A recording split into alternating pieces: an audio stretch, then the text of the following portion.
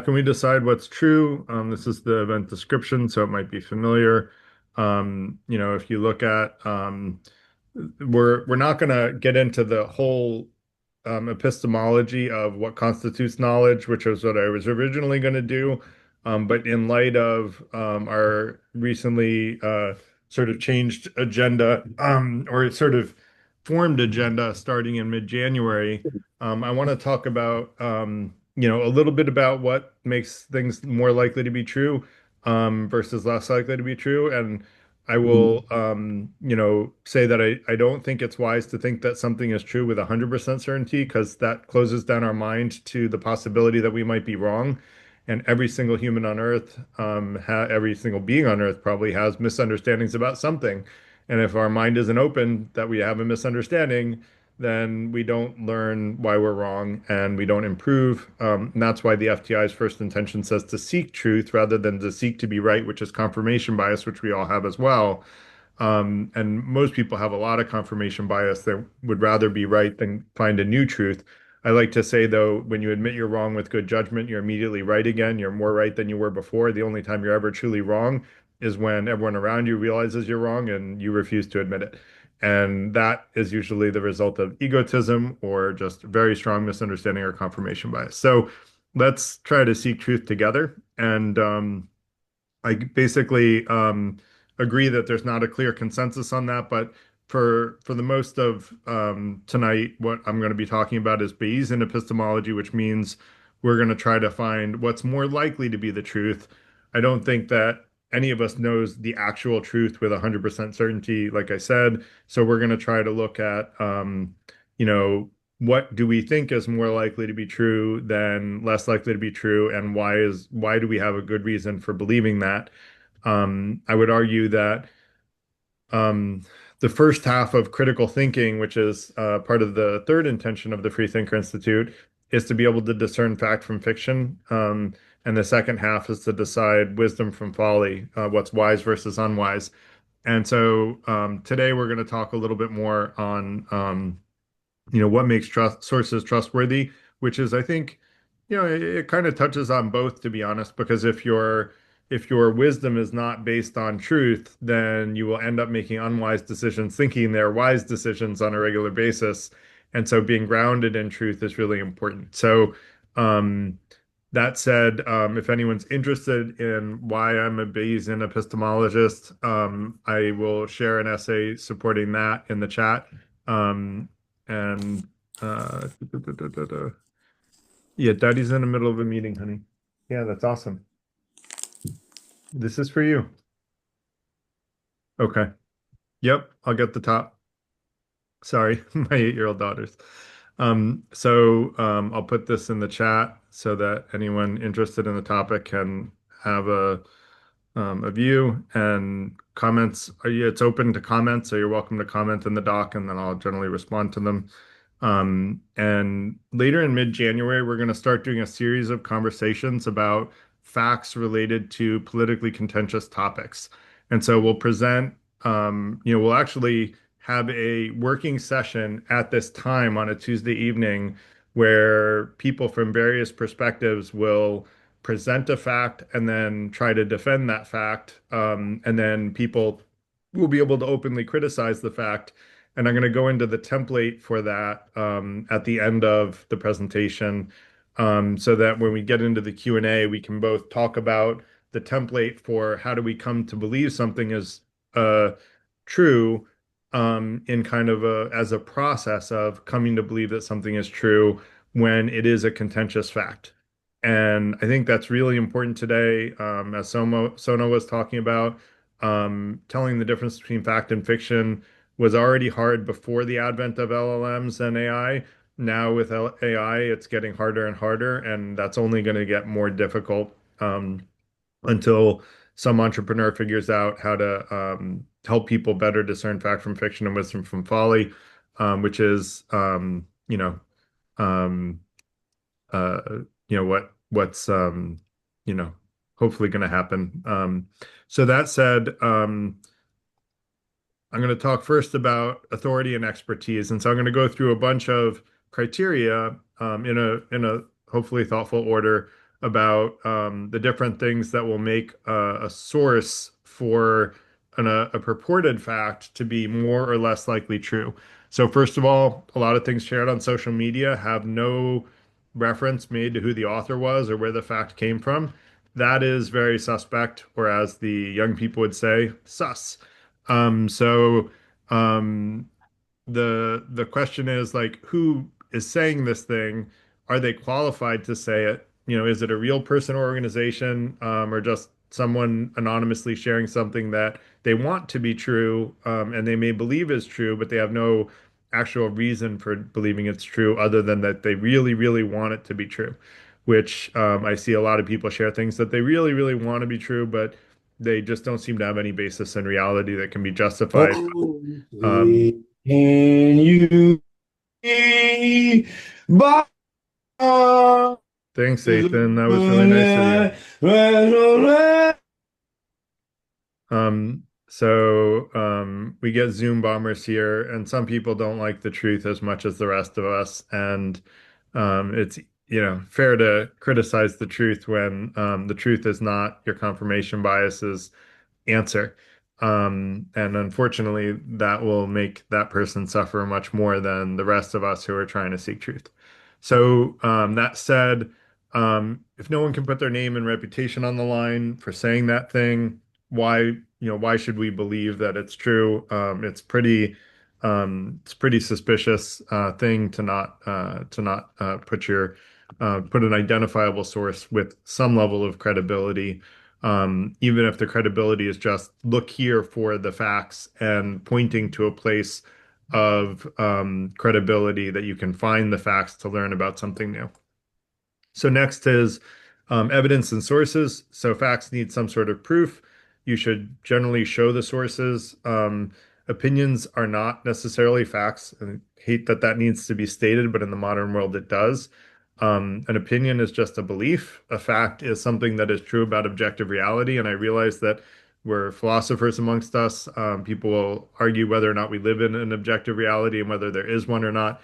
We had another event on that, which I recommend watching because I think I made a pretty good argument that even if we don't live in objective reality, the winning strategy in that simulation or whatever it is to treat it as if it's objective reality. So whether or not we live in objective reality, the whole simulation theory becomes not relevant anymore if you realize that.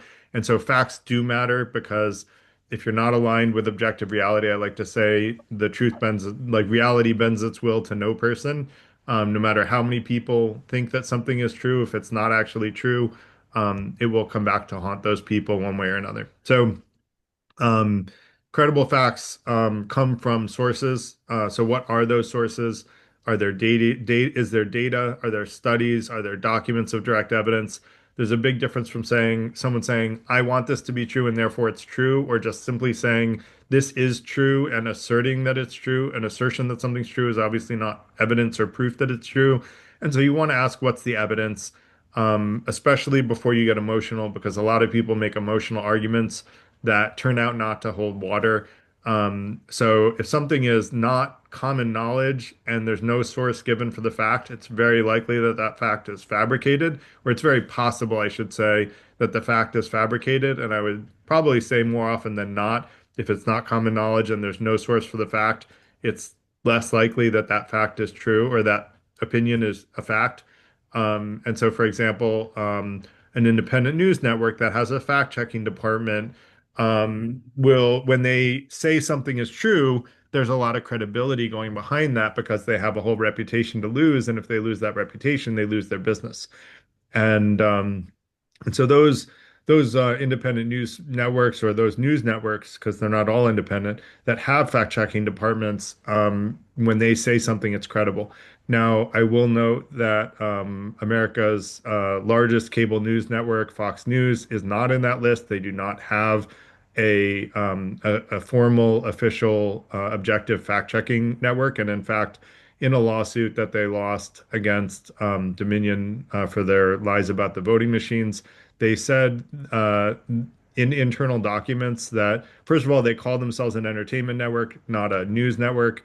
And it was also shown in the court documents that fact checking was discouraged whenever it conflicted with audiences' expectations.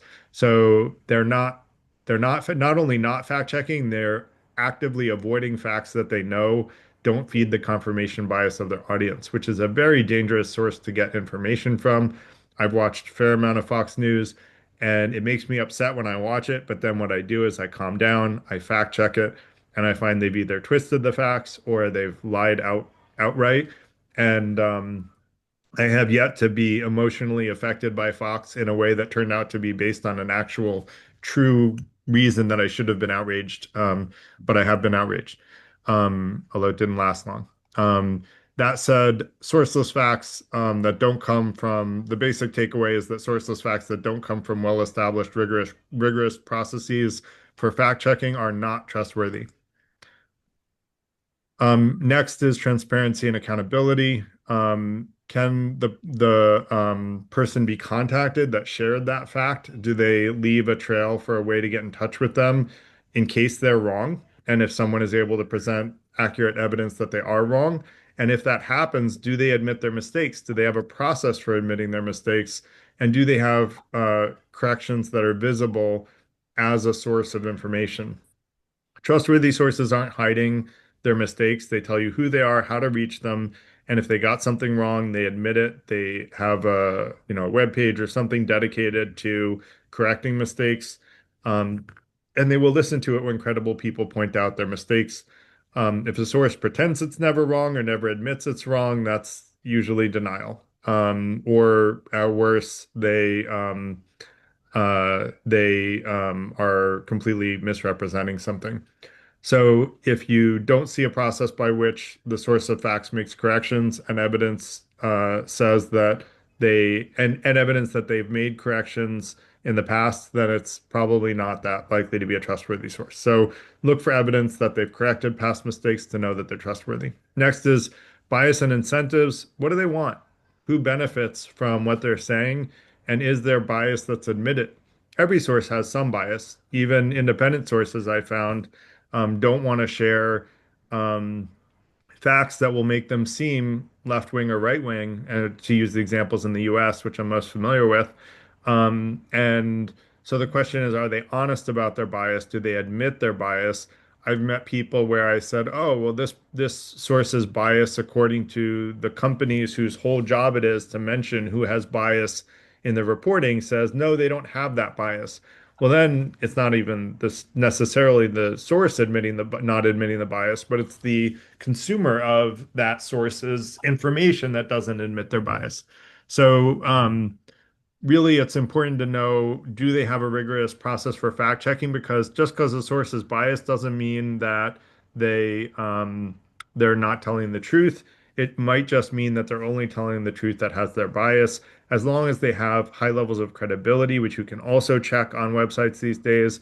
When you read something again that makes you emotional from a news source, I recommend going to like Media Bias Fact Check or the Fontes Media Bias you know, sources, and they will all list levels of credibility and how often that source is factual.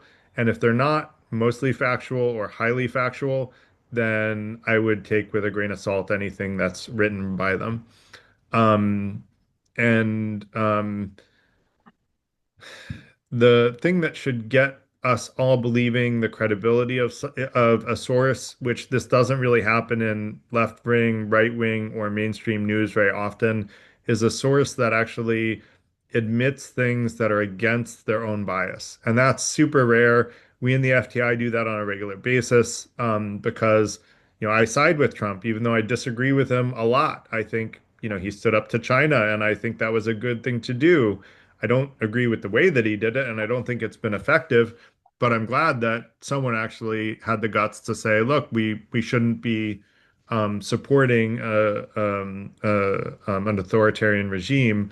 I just think it's ironic that that's coming from Trump, who is, by all objective opinions, trying very hard to be an authoritarian regime. So that said, the question is, are they trying to sell you something? Are they trying to convince you, or are they trying to get you angry so that you can't think logically about what they're saying? And if they're trying to do those things, then I would argue that they're not really trustworthy sources. So, although almost everybody seems to be trying to do that these days, it happens more on one side of the political spectrum of quote unquote news, because again, some of the right-wing news calls itself an entertainment network, not a news source, but its audience sees it as a news source, which is, I think, relevant. So consistency with other reliable sources. This is another one where, I've seen people say, well, anything that doesn't agree with right-wing media is biased and not reliable. Well, then you're basically saying you only believe with people that have a bias in one direction, which I think is a little bit of a problematic epistemology to have, because you're not keeping a mind open that, people who are centrists that have no skin in the game on left or right, that they would be objective. So the question is, can you get anyone to agree that doesn't have the bias of the person that's putting forward the fact? If you can't get any independent bias or any agreement from a source that doesn't have the same bias, that's a red flag, in my opinion.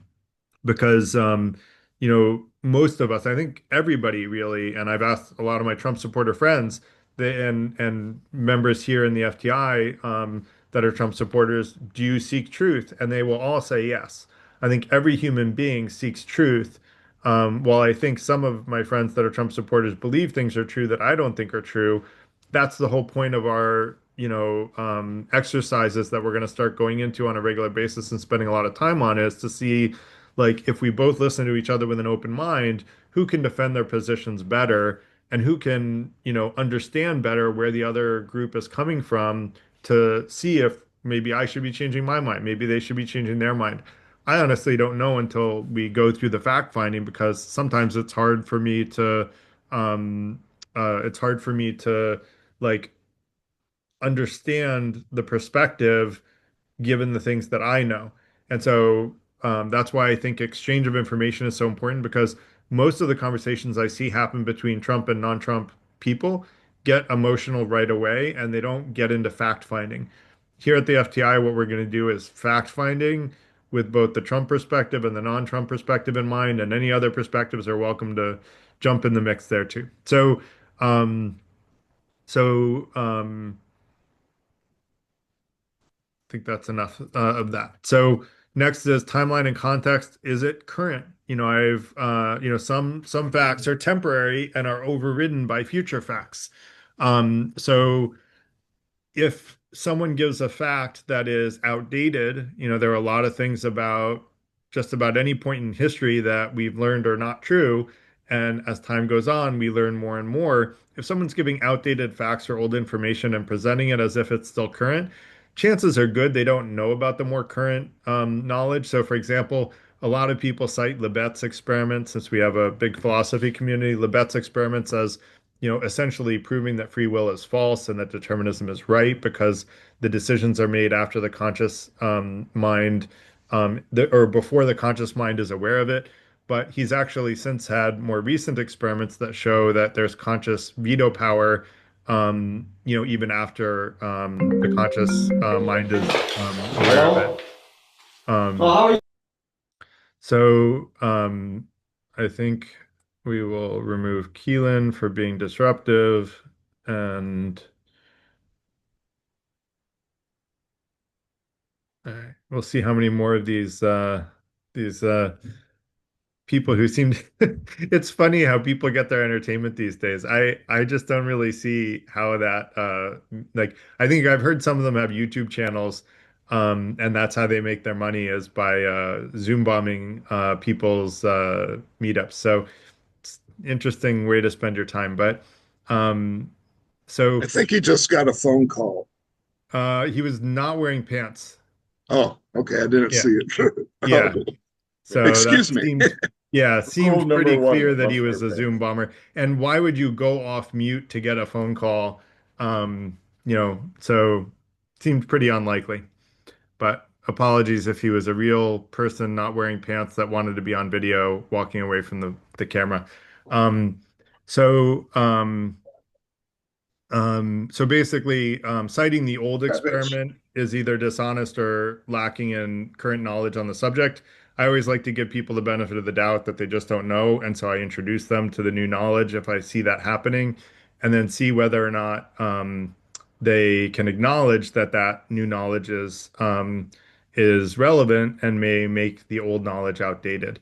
And so long story short, timing matters, and we want to look at the most recent relevant information in any particular area. Next is quality of reasoning. This is where I would say logic over emotion.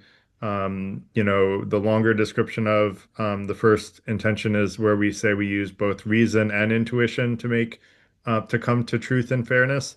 And we have a whole event that was dedicated to when to use reason and when to use intuition because that's a difficult topic. So you can check out our YouTube. I'll put one more time into the chat um, our Google Doc on the organization because you can. That didn't go across. Okay, there we go.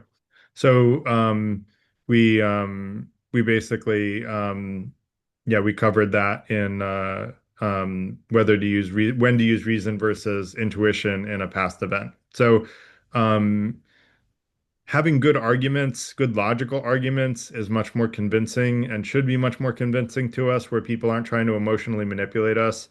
And so you want to watch whether or not someone uses an argument that starts with fundamental facts that are defensible in the ways that we've been talking about, or are they trying to scare you, or are they trying to vilify someone using ad hominems or criticizing their character to say that they're untrustworthy um, because of the bad words someone is using to describe them, or are they untrustworthy because of their past history of sharing misinformation?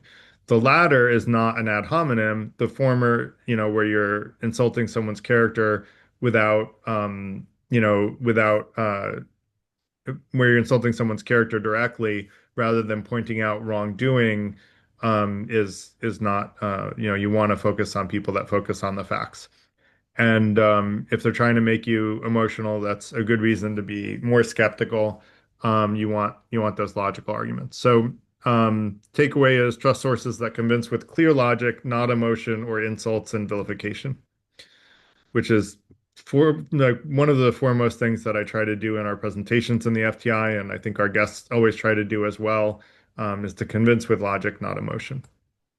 Um, so then you want to think of sources that try to think for you. A lot of sources will lay out a biased set of facts and then tell you what you should conclude from them, carefully omitting anything that doesn't feed their confirmation bias or follow their political narrative. And anything that would point out that their conclusions are wrong will be omitted. But even if they know those things, they will ignore them anyway, and that might be from their ideological narrative that they're speaking to themselves in. And I would say that it's not always out of malice. I think it's more often out of confirmation bias that we want to believe we're right.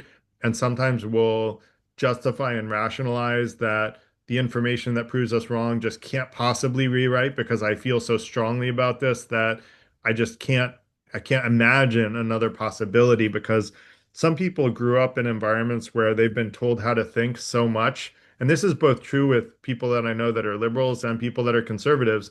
They've grown up in a place where they were told how to think so much that anything that challenges their political beliefs immediately becomes the enemy. And we want the opposite of that here. That's why we're called the Free Thinker Institute. We want different perspectives. You've heard me made some comments that probably make you think I'm a liberal if you don't know me, but I think I've seen a little bit in the chat of people speaking up saying I'm not a liberal, I'm an independent. I side with liberals a lot lately, but that's not, I actually sided with Republicans quite a bit in my earlier years. Free trade, I always sided with the Republicans on, but now it's the Democrats that are the party of free trade. I think it's more economically efficient, and an economic conservative is a free trade advocate in general. So anyway, I digress. But I think that people with that kind of confirmation bias that ignore the truth, so they will say the ends justify the means sometimes, and say it's okay to ignore things that don't agree with our ideology because their ideology is better, and therefore they're willing to omit truths, even if they do have even if there are good reasons to believe them. So if a source tries to tell you what to think, look for other perspectives and see if their narrative holds water. Next, I talked about emotional manipulation. So if someone's trying to make you angry or emotional, that's a quick check to step away from the keyboard and the computer. Calm down, meditate a little while. If you're not familiar with how to meditate, it's a great way to calm your mind. It just means try not to think about anything, which can be hard. It takes a lot of practice to meditate well, but if you can literally try to keep your mind as blank as you can and just not respond to thoughts, we should actually have an event on meditation. I think Will might want to be a part of that. He likes meditation as well. I'm a big fan of it. And and you know, by keeping ourselves calm, we don't short circuit the critical thinking, which the brain has been shown in studies that if you become emotional, you stop thinking logically, and so you don't want to, and then fight or flight can even hijack the emotional brain, but that's usually an unusual possibility, hopefully. So you want to keep in the calm, cool, collected part of the brain, the logical part. And that's why we keep everything polite here, is to keep everyone in the logical part of the brain. So sources that say all other sources are biased and lying. I mentioned this a little bit, but I want to go a little more into detail because this has been pretty common from the right and it's working really well. A lot of people on the right say all the non-right-wing media is quote unquote mainstream media. I actually looked at it. CBS has been bought. I think it was CBS was bought, and a conservative editor was put in place. So CBS is can't be called liberal. It really can only be called conservative now from an editorial perspective. Ms. Weiss was put in charge, and then some other billionaires are trying to buy some other historically mainstream media or centrist media to turn it right wing. And if that happens, we will change from having basically the main media sources. Well, we did another event on media sources, but all I can say is that there's far more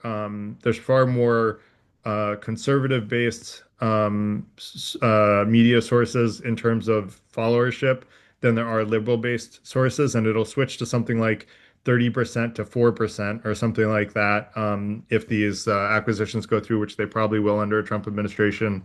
And the majority of media is actually centrist and is trying to seek truth, but all of that centrist media is grouped together with the left, that very small left-wing media by the right, and claimed to be mainstream media, which doesn't have your interests at heart, whereas actually the larger viewership amongst young people in the social media circles is really right-wing sources. Most social media folks are, right wing. So most social media folks that have a political bent, the followership of the groups in social media are right wing.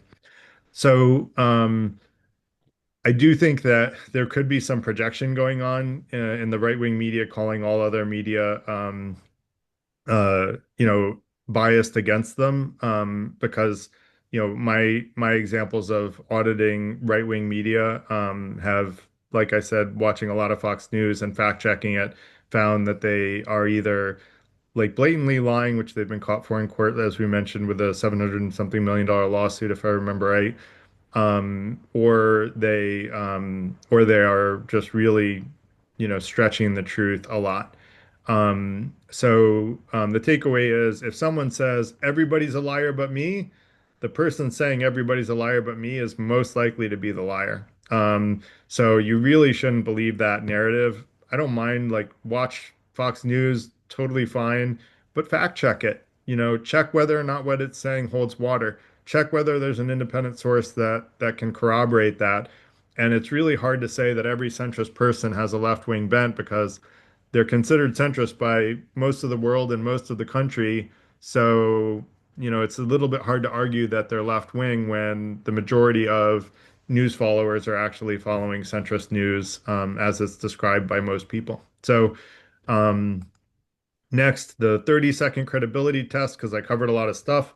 Who made the claim? Are they credible? What evidence is shown? Is the evidence convincing? Do others confirm it? Do they convince with logic rather than emotion? And vilifying the people who disagree with their confirmation bias. So when you don't have a lot of time, those are the kinds of questions you want to be asking yourself. It's okay to be skeptical. That doesn't mean you're being cynical. It means you're being smart. Much better to, you know, basically look for, seek the truth. And so, in summary, you want to, I'll just leave this summary slide for people that want to read it because I just went through everything in detail. And I really want to get to the, um, the,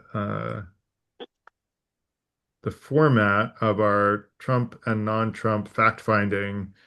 Um,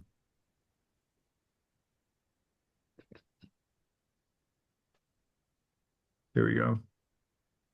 So this is kind of involved, and I'm open to feedback, and I'm actually going to put it in the chat right now, and you will all be able to add comments to it, which hopefully we've gotten rid of the Zoom bombers by now, but if not, you're going to see a lot of markups in here. And if that happens, I'll have to cut it off. But um, it is open to, I believe, everybody to comment.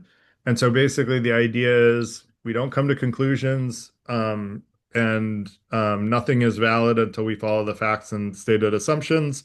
We would start with an alleged fact, which is, preferably using quantitative as well as qualitative, meaning numbers-based as well as description-based claims. We'll talk about what type of claim is it? Is it empirical, historical, predictive, causal, or normative, which means it's more or less just a judgment about what should be rather than a purely fact versus fiction type of claim. We're going to talk about the key definitions, and we noticed in our event on Listening to Understand Trump supporters that the definition of woke was completely different by people from the left and people from the right. So just coming to an agreement on a definition can be really difficult. And in fact, I think in those types of situations, it might be better to, um, actually um, separately state both definitions and handle them as their own thing.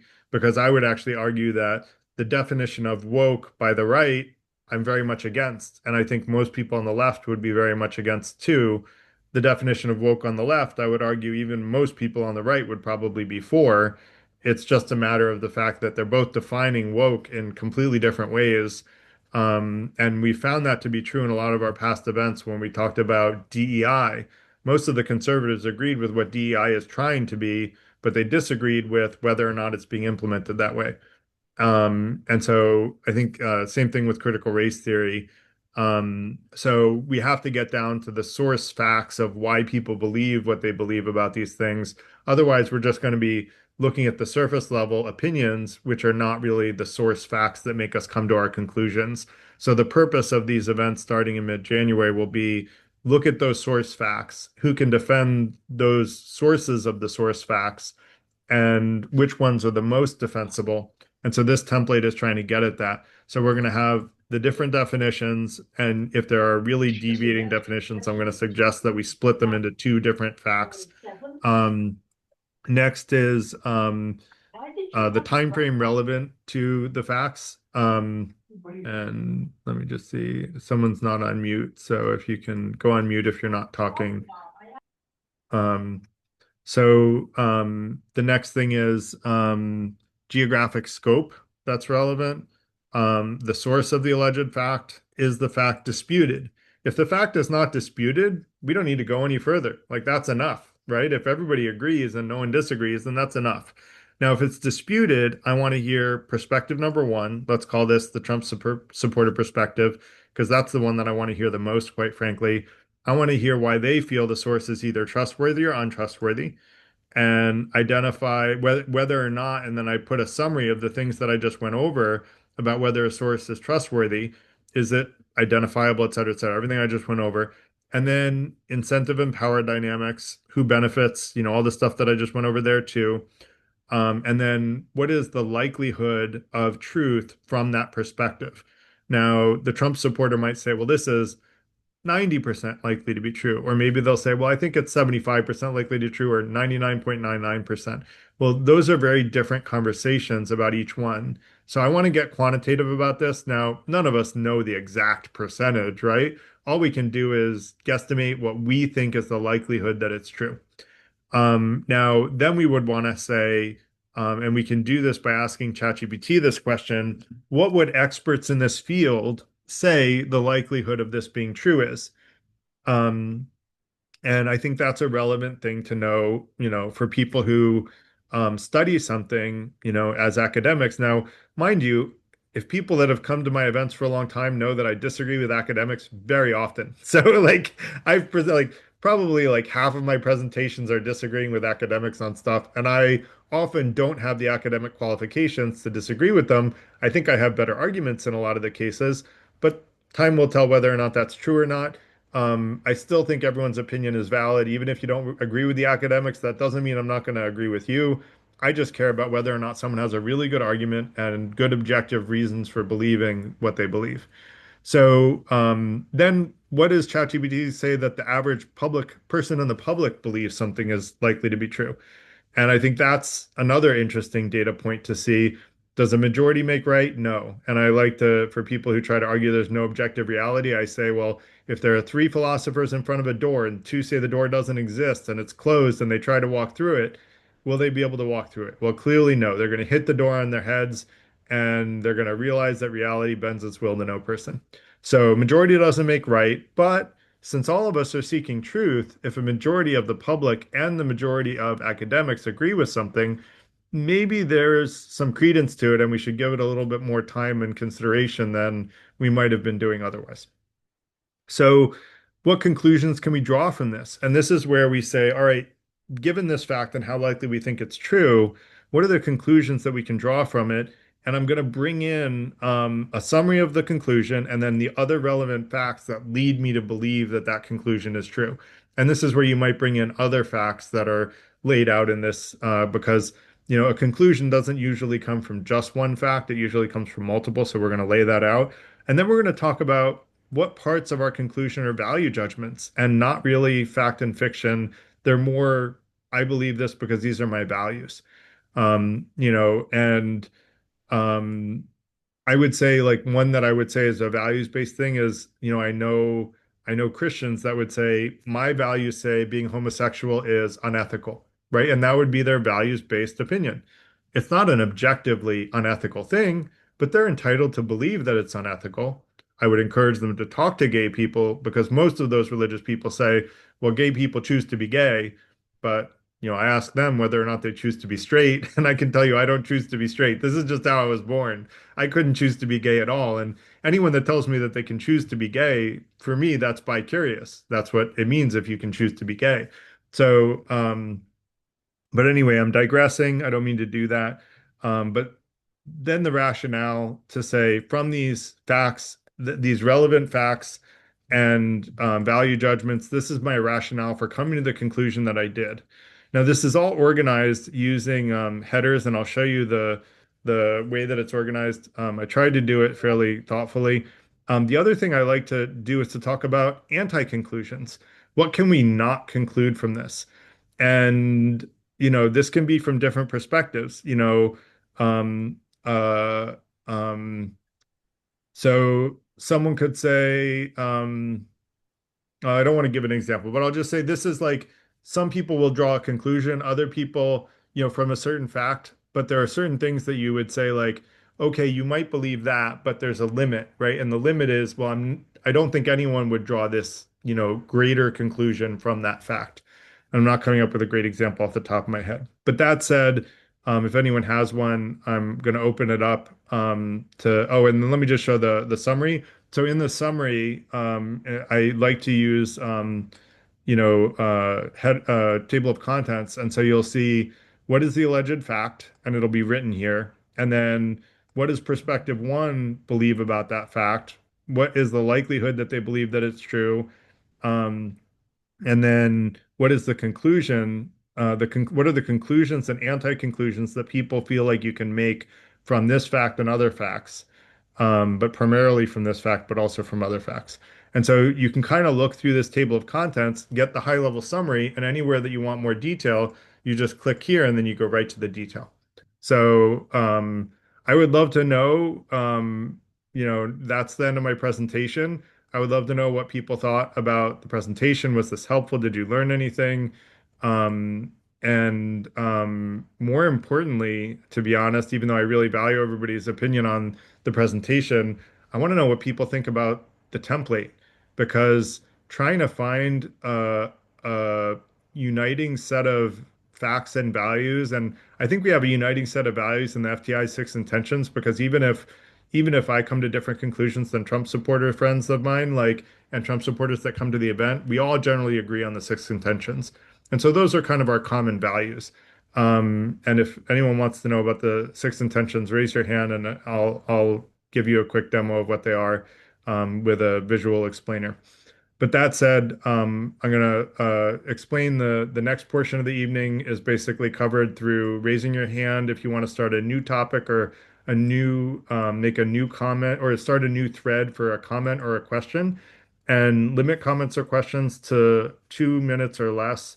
If you want to respond to what someone just said, no matter what it is, just jump right in after they finish speaking. Just keep it to less than 20 seconds. Remember, if you disagree with someone, thoughtful questions is the best way to approach that, in my opinion, but you can be you. And that said, I want to let Sona go. Thank you. First of all, thanks, Garrett. I've been in your group maybe only 3 times, and you have always impressed me by your energy, and it's difficult to find these days people who are centered. So thank you for the presentation. There were several takeaways for me, some keywords. I'm just going to say what I think. Yeah, it was excellent. Thank you. What I'm going to ask you the question, and for the people who are joining right now, maybe they can answer. My question is, as we discussed, you mentioned how to, like when people, they don't agree with you, how to stay calm and not react. My point is like, I'm over 50 and based on my life experience, people, they develop a nervous system and they come up with the behavior. And some of these nervous systems are proven that the person who has that says specific attachment is ready to work on himself or herself and heal and be able and be open to people or discussions and outlooks, the looks of different people. However, there are some which represent a really like big portion. I'm not going to say half, but I will say 30% maybe today, especially the last 20 years with technology, the tendency of these people with nervous system that tend to be very rigid. And there is no way to have like a back and forth conversation. So for me at this age, I learned that, with certain people, which represent a big number, I do not argue. I never go anywhere because they are always right. And then I'm ending up with people who are like-minded. So there is no room for the devil's advocate. So I'm throwing this here, and I think that's enough for, and that's it. Thank you, Sona. I hear you. I don't think attachment style prevents someone from staying calm, cool, and collected and evaluating facts in the way that I described tonight or that I've described in other nights in different kind of flavors. Um, Attachment styles are an important part of how we interact with the world, but I think the part that's usually missing, in my opinion, is the staying polite. I think when someone says something that just viscerally disagrees with us, we tend to get emotional about that. And the way that I try to help people combat that is by making you curious about the other person's perspective. What I found is I have the best conversations with people I disagree with when I never share my opinion at all, and they have no idea what my opinion is, other than that I'm asking questions that make them challenge their opinion. Then they start to go, "Oh, do you think this?" And I'm like, "Look, I haven't stated my opinions, and I'm not planning to, like, until you want to know them. But like, I'm just trying to understand why you believe what you believe." And when you come at it from that perspective, people don't feel until you start asking the pointed questions, which eventually I do start asking pointed questions, and I did on our event on listening to understand Trump supporters. Um, until you ask the pointed questions, people just feel heard. And depending on the person, that might be enough to learn a lot from them without making them feel emotional in the first place. But I do think that you're right that certain attachment styles are going to be have an easier time staying calm, cool, and collected and non-emotional because yeah, I think that's true, but I also think I logically defended that we have free will, and if that's true, we all have the ability to stay calm and listen with an open mind, and I think curiosity is something that helps circumvent the emotional response because when we're curious, it's much less likely we're going to get emotional. Does that make sense, Sona? You're on mute, by the way. I apologize for that. Yeah. Yeah, definitely. Yeah, I think I'm not going to monopolize, I just want to say this and stop. And also, I believe that with the technology, one layer is added as far as the being confusing for us, the truth. However, I think for me, even 2000 years ago, the issue is here not only knowing between the truth and the fake news. That's not only the issue. I think human beings, they have to work and focus on the mindset of people, and government should invest more money in the kindergartens where children learn to be kind and to have a better behavior. If the parent is not able to give, at least the government should invest more money in that area. I agree with you 100%. I think that it's going to be a hard road to get the government to teach critical thinking skills because those of us with critical thinking skills are much more likely to challenge the government and we're much harder to rule than the people who don't think for themselves. The blind followers are very easy to rule. Give them a direction. Hey, the cliff's over there, lemmings, jump off it, right? And they'll just jump right off the cliff. And those of us that think critically are much harder to manipulate and control. And so that's why I'm trying to do this through a not-for-profit. I'm trying to teach critical thinking skills in the FTI. Every one of our events hits on critical thinking skills in some way, shape, or form. Like everything we talked about tonight is discerning fact from fiction and wisdom from folly. So it's all about critical thinking, which is what I think the reasons for critical thinking existing are is fact from fiction and wisdom from folly. Um, so I agree with you. I just don't know. I'm not going to hold my breath for the government to do it. I want us to all invite our friends here and in the FTI Discord community so that we can help each other learn critical thinking skills. I'm not claiming to be the authority on critical thinking. I did teach a 2 month series on it, but I learned a lot by teaching that, right? I learn from every presentation I do. And I think we can all teach each other. And that's why, I'm presenting this idea of fact finding with an open mind and looking for feedback. Northern Europe is doing. Yeah. There are governments that are investing in critical thinking. And actually I have a sibling that's a teacher and they said that under Obama they were actually pushing really hard for critical thinking, even to the point that I felt like they were trying to get kids to solve problems they were never taught to do, which I thought was a little even too much, like too fast, but I think we should eventually get to that, but I think that's a lot to ask of kids. That was in elementary school, so that's a lot. But anyway, I liked the direction. I just didn't necessarily agree with the implementation. But thank you, Sona. Sunny, if you're the Sunny I know, it's good to have you back, my friend. Hey, good to be here.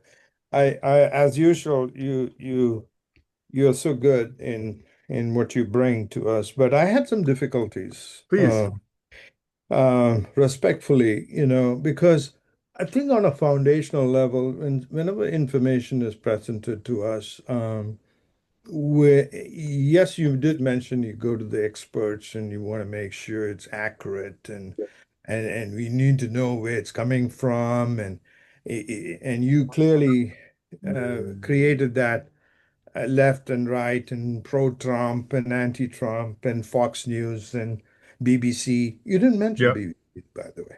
Did What's you that? did you mention BBC? I Maybe didn't not. mention the BBC. Okay, I okay. think they're pretty objective. They're in the center, as I remember. Right, right, right. And they have a lawsuit now, so but again, BBC or Fox News or truth is always in the details. And so it is very difficult for an individual to be neutral.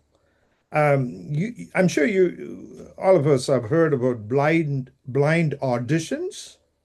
And there's a reason why they do these blind auditions is because we all have bias. And so I think that is something which we need to try really hard rather than finding who's the source, where is it coming from? We already decide, if you're not able to um, be blind to, I don't care whether it's coming from the left or right or this and that. I want the information and deal with the information from a place of neutrality.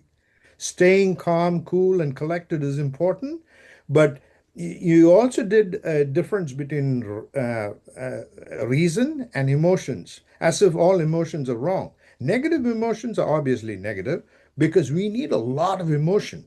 We need compassion, we need love. Those emotions will reflect and make an impact on our rationality. The first question you ask is, how can we decide what is true? Why is that important? I think how can we decide what is truer? Or if you are on a journey of trying to find truth, if it is going to be a destination, then there is no more learning to be had. And Well, the, I the don't. second question, Yeah, one at a time. Sorry, sorry to stop you, Sonny, but we do one question or comment at a time because otherwise it's too much. And we only have I two know, hands up. So I you know. just raise your Yeah, hand again. yeah, You yeah, can yeah. you can raise Yeah, it right now. But yeah. um, The I second think part that of the second part of the question is what serves our trustworthy. That is has to do with emotions. well, so people can't make decisions without some emotion. So I'm not saying pretend that you have no emotions whatsoever, but there's a difference between making emotional decisions and making logical decisions. And what I would argue is if we're enraptured with emotion, we're not thinking critically. And that's been proven by science that, like emotional decisions are like basically hijack the critical thinking part of the brain. And so your point, and I think I tried to hit on it in the beginning, Sonny, I agree with you that truth is not a destination, it's a process. That's why the FTI's first intention says to seek truth. Like, even if we think we found the truth, we should still be seeking. We should still be saying, well, maybe I'm wrong, right? I think Trump is not the nicest guy. I think he's making policy decisions that are going to cause significant amounts of unnecessary harm to large amounts of people. And I think I've made pretty good logical arguments that we could save more money by not doing policies that he's doing that are gonna actually he's making policy decisions that will cost us more money and cause more significant unnecessary harm, whereas we could make decisions that would prevent significant unnecessary harm and save us more money. And so for me, he's not the greatest guy. I don't like him very much. I don't support him, and yet I'm going to spend a large part of the time in the Free Thinker Institute in the coming months to listen to Trump supporters and listen to the facts that they can bring to bear about why they see it differently, right? Because I may be wrong, and I stand open to the fact that after a couple of months of listening, I might say, you know what, Trump's a good guy. I agree with his policies. It's possible. And I hope that the Trump supporters will come with the same open mind, because that's the second intention of the Free Thinker Institute is we transparently share our opinions with other people and we listen to them with an open mind. And if we all are doing that, we're all sharing our truth with our opinions with other people. We're sharing why we believe the truth. And I think one of the things you said, Sonny, is super important, which is getting below the surface. What I want to do with these events, and the reason that I'm actually crowdsourcing the facts, and I'm basically crowdsourcing the process that I go through when I prepare a presentation like this, I'm doing it all as a group transparently so that people who say, well, you're only picking the opinions that agree with your confirmation bias, Garrett, which I don't get accused of very often, but some people accuse me of that. Not many, but it happens. And so what I'm going to say is, all right, let's do this together. Let's create the presentation together. So mid-January, our first event, we're going to fact find, and we're just going to fact find. There's going to be no presentation. We're just going to say, here's a fact that I think is a fact, and this is the source, and this is why I think it's true. And we'll say, is it contested? If it's contested, we're going to go into more detail, and we're going to follow either this template or whatever the template becomes between now and then, because I'm in email contact with a number of Trump supporters about trying to make this template better. And so it's going to be a process, right? I don't know all the answers. I'm just trying to do my best to come to a better understanding of each other's worlds, because right now Trump supporters live in one world and they say everyone else believes fake news. Everyone else believes Trump supporters believe fake news. I don't think anyone is really intentionally following fake news. I think both sides believe their truth. So let's share why we believe that truth with each other and try to come to some semblance of agreement on some of the facts. And I think we can do that if we dig deep enough down to the atomic facts and the evidence that supports those facts. At least I believe we can. Does that make sense, Sunny? Yes, it does. Can I do a 20-second response? Please, of course. Yeah, yeah. I mean, if I know you positively spoke about Trump, about China, like, if China is a vicious animal, Yeah. you don't want to release some calm and cool, collected poodle to attack that vicious animal. You need a pit bull like Trump. You need somebody who's nasty to take on the vicious animal, China. So that's just an argument. That's all. Yeah. Thank you. No problem. I hear what you're saying. I think that there's a desire to agree with that sort of in our sort of primitive Right, instincts. But if you right. look at the way that China handles Trump, they basically are Trump is like a little child, and China like holds their hand up and has him stopped at his forehead while he's like punching at them, but he's missing their belly, and he's just like, like you can't touch us. And right now, like nothing that Trump has done has really hurt China in any significant way. If anything, it's bolstered their view of other countries in the world. So I think he's actually empowered Trump and empowered China more than he's hurt China's reputation because of the way that he's approached things. And Mhm. he put tariffs not only on China, he put it on everybody until he bought a gold watch and got given a gold bar, and then he dropped the tariffs from I think it was Switzerland. And then he got a gift of a $700 million plane from another country and lowered the tariffs there. So, th Yeah. this is not the kind of person that's going to get China. I don't know if you guys how much people know about China. I'm still learning, but like they play power politics. Like even though they have only one party, their internal politics infighting is very advanced. Hmm. These guys are very advanced, and they're way beyond the games that Trump plays. Way beyond. Yeah, Can I but the respond to Sunny? Yeah, please. the Yeah. but the poodle like presidents of the past did nothing. I agree with that. I agree with that. I don't think any of the liberals stood up to China. They clearly didn't. Were they behind the scenes? If they were, they didn't show it. So Yeah. please go ahead and respond to Sunny. So my response to Sunny is that in the 1500s, there was a man, Machiavelli, and Machiavelli is not supposed to be nasty. Not Machiavelli is actually is intelligent politics, powers and survival, not moral purity. And the difference between it's a strategic. Machiavelli is not something nasty like you're saying. Trump should be nasty against China. Machiavelli is there is actually a book you can take and read it. It's about how to run politics in a way that you win at the end. So United States needs someone Machiavelli style to win against China, not someone who is Trump is far from being Machiavelli. He manages based on his personality, which is far from being Machiavelli. Thank you, Sona. This reminds me of an event we did. I'm trying to find the video on it. I don't know if this is the right one, but I'm going to see if it. Let me see. We did an event on how to achieve power in a more ethical way, and I'm trying to rewrite the Machiavelli rules, and we'll see if there are more ethical ways to achieve power. But essentially, I think the ethical way to achieve power is to listen to everybody's perspectives and do things that are in the common good. And I think if we decide in a democracy to promote someone who does that, then we create a whole new power dynamic than Machiavelli, the one Machiavelli lived in. Machiavelli plays power politics, and I consider it pretty unethical. I've read The Prince, and I think it's very unethical.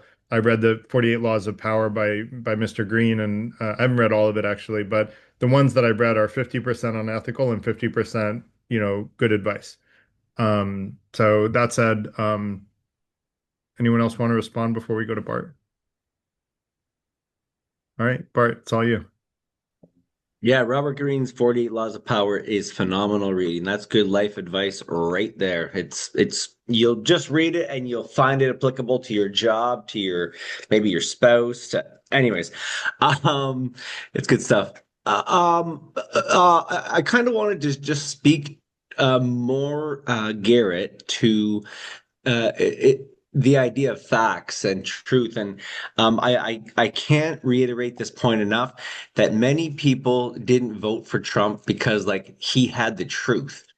It was that what they were being told, what they heard in the last few years, maybe, for myself, it's a long roll, 7 years, maybe 10 years, just like things didn't add up like this.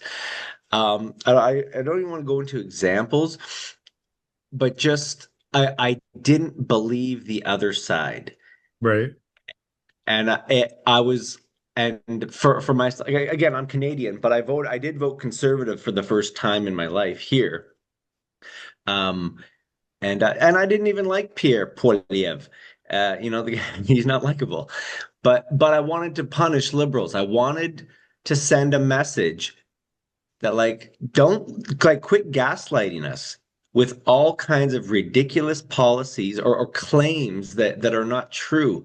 We can find a better way to um, enact public policy that affects the whole country. And taxpayer dollars are like, it's not just about being nice or kind or empathetic, but when you're talking about regulating, when you're talking about using tax dollars for different policies or regulating industries, it's you're and DEI kind of policies, like when the rubber hits the road and things don't add up, men and women's sports, and that's a third rail. We don't have to go into that, but that's like an obvious one. It's like, no, well, that shouldn't be right.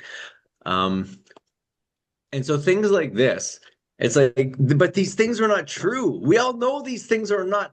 What are we going with, like when you see enough of these little examples add up, you don't have to have had to hear it from Fox News. You can believe your own eyes. Like there's a few things. One of the biggest things was that, so this was 2 years ago now. We had refugees come, but we couldn't find housing for them, so we sent them to the homeless shelters, because they couldn't find housing, and the homeless shelters were full, so they gave them tents and sleeping bags just to sleep in the park. And that's like little things like that is just like, hey, we have to check something here. Like so that's all I wanted to say. When the one side that claims to be, and this is me all my life, I remember that sanctimony of feeling like being on the side of the good guys. It didn't add up. The things that we were doing didn't make sense. Um, if if if that Try to keeps finish your happening, thought. yeah, if that keeps happening, I will keep voting for the strong man or woman. Can be a woman, but I'm just like telling you, the kind of leftist kind of mentality. You have to like adapt to reality. Okay, I that's it. agree. You have to adapt to reality. I think, though, if you read fact checks on the things that Trump said, I agree with you that he appeals to people who believe Trump is giving them the straight truth because Trump doesn't mince words. He calls it like he sees it.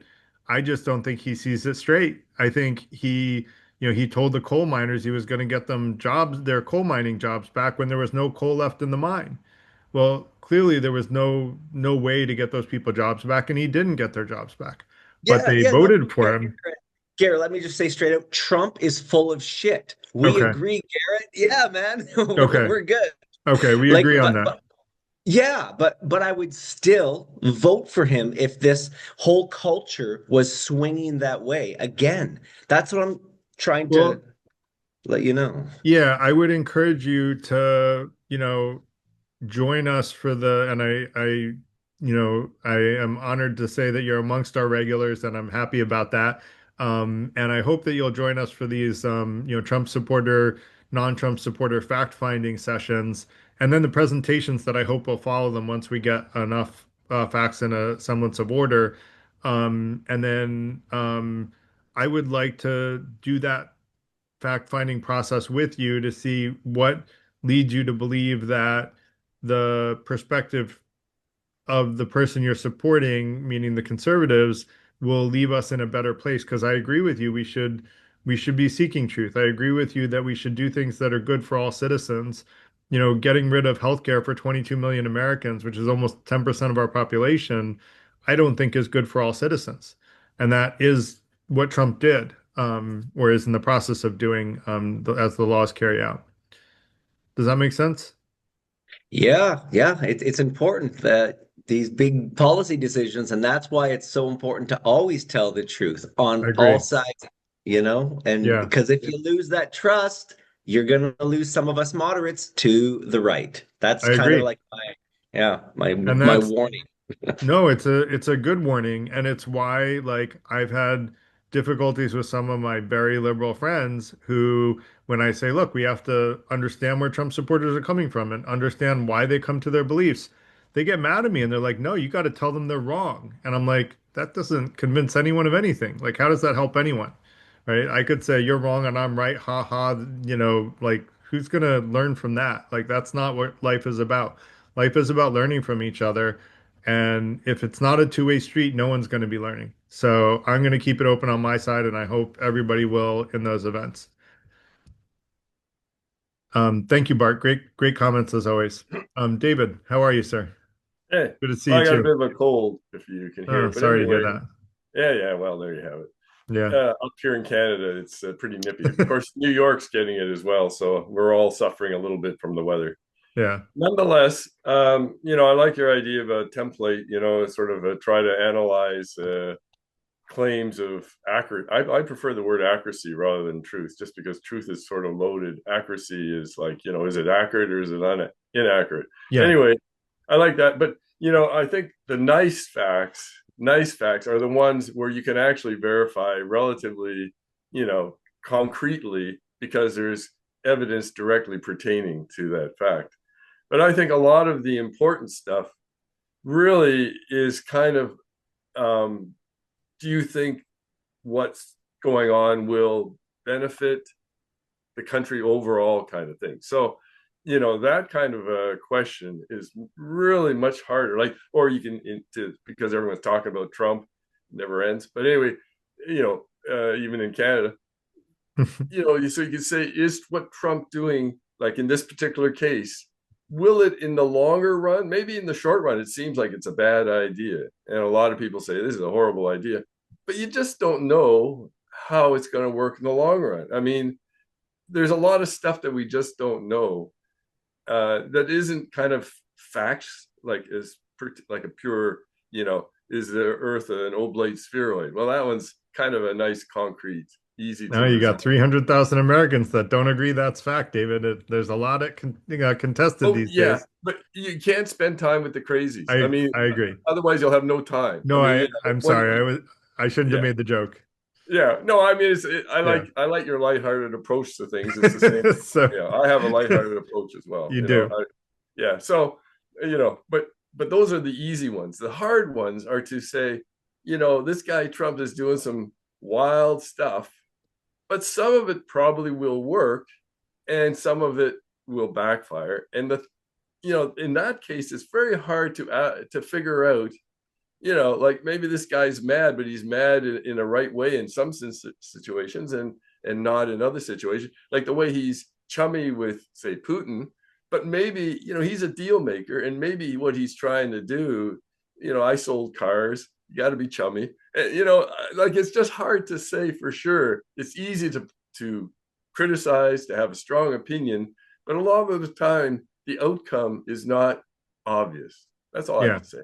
I agree. There are lots of things where the outcome may not be obvious, but there are certain ones where I think it is actually pretty straightforward. And that's why I want to like hear the perspective of Trump supporters who feel like, or even yourself, where you feel like it's not obvious because, like getting like the example of we're going to double the number of homeless people because of the big ugly bill, right? Homeless people are over 500 times likely to commit a crime. Why? Because when they get in trouble, they get free food and shelter. So no surprise that they're over 500 times likely to commit a crime. So that's going to make crime skyrocket because we're doubling the number of homeless people. Actually, it turns out if you look at the cost of having people unsheltered, after the crime stuff, it costs more money to have them in the criminal justice system. Even the percentage of people that will be in the criminal justice system, it costs more money, like by over 2x, to do that than it would to simply shelter them all. And so we're literally doing something that is going to double the number of homeless. That doesn't save us money. It's going to cost us more than twice as much money just in a different area. It's a shell game. And we know that. That's studied, that's proven. Those are all, really good statistics that are backed by independent, high credibility organizations. And I did that research for when I was studying the Big Ugly Bill, and I'm happy to revisit that with the Trump supporters being able to criticize those facts. But I agree with you. Some things we don't know, but there are a lot of things that I think we do know. Well, I mean, homelessness seems like a cut and dry issue, black and white. Homelessness is bad. But if you look at your cultural values overall, one of the big values of the American culture is self-sufficiency and not rewarding people who don't pull their own weight. So, I think part of this whole, like why people would agree with that big, beautiful bill that is because in a way, it is kind of honing in on an American value of self-sufficiency and you got to work hard and try to do your best. And I think people generally feel, not in all cases, but in some cases, people who are homeless, they look like a lot of them have mental illness. So that's a different story. But I'm saying the ones who, maybe they've got a difficult past. And so they don't feel comfortable going to a 9 to 5 job because it means too much kind of aggravation or difficulty or just uncomfortable behavior. But the American, like, I mean, I say you have to look at the big picture, bigger than just 200,000 homeless. It means more crime. There may be something in the overall picture that suggests it's not such a bad idea. I'm not saying Yeah, it is. that's I'm why just that's why saying, we're doing these events, David, is to hear the perspective of someone who thinks that. I just, well, in you the know, homeless case, I haven't found it, but like that's why we're going to do these events and we're going to take it one topic at a time so we can get into the details and figure out what perspectives are supportable.